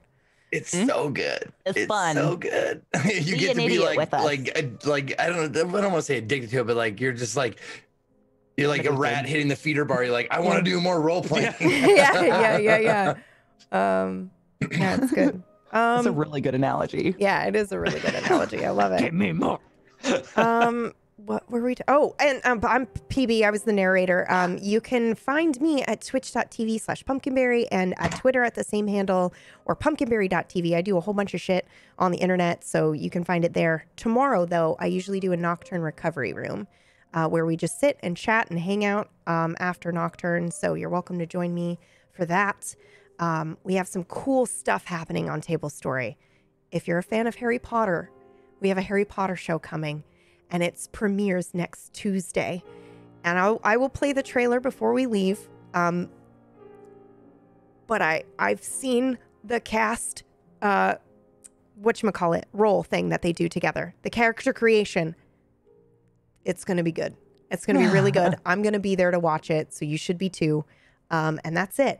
That's all I got. Oh, no, it's not. Jesus, I totally forgot the thing. If you want to support Table Story and what we do, you can head over to tablestory.tv/pledge. That's one of the best ways you can support us. The other best way to support us is just continue doing what you're doing, Nocturnals. Literally, you are a powerhouse community. Super Mega made a dice roller. Have you guys seen the dice roller? He made the lucky rabbit. And you put your dice in, and then it spits the dice out and gives you your result. And it's the lucky rabbit. And it is a 3D printer. And he's made it available for you to grab that those design. rolls don't count because they forget when they leave the lucky rabbit. Nice. They'll just come out blank. These So good. dots on them when I poured them in, and now. So the plans are available. That was meta as fuck. That was so good. That was so good. The plans are available for everyone. Every Nocturnal can grab one. Go to your library. Use the 3D printer at the library. Get yourself a lucky rabbit dice roller and bring it and role play with your friends. And that's what I gotta say. And then the other thing is if you have a Twitch Prime or you just want to buy a coffee for one of these amazing role players, please, please, please go smack their follow buttons if you haven't already, and just drop some love there. Hit that sub button. Get yourself some emotes. Do the thing. And that's it. That's I'm all I got. working on the emotes. It Yeah. might take a while. Woo, woo, woo, woo, woo. More emotes in my collection. All right. Ax, what were you trying to say? Oh, yeah. Sorry. Were you I gonna was say just something? sorry. I don't know if you didn't want to talk about the Minecraft thing at all. If people wanted to get yeah. involved Oh, in the yes. show, Yes. there's a way. If you don't feel comfortable with the roleplay thing, there's a way that's coming down the road if you want to kind of like get into the world and make a world. Yes. You want to talk about it? Yes, I do. So Pax and I have an idea of a project. It's going to happen after Nocturne, but the start building it might start beforehand. So what we want to do is we want to do a D&D campaign in Minecraft, but we want everybody in the community to build the world together, and then every NPC will be played by like an actual person. So there are no NPCs really. And then we're going to have like a crazy like 3-day event where we play this together. Yeah, it's going to be amazing. Yeah. All right, now we are super over time. I apologize. I'm going to take us out. I love you all so much. Wash your fucking piss mittens. Every time.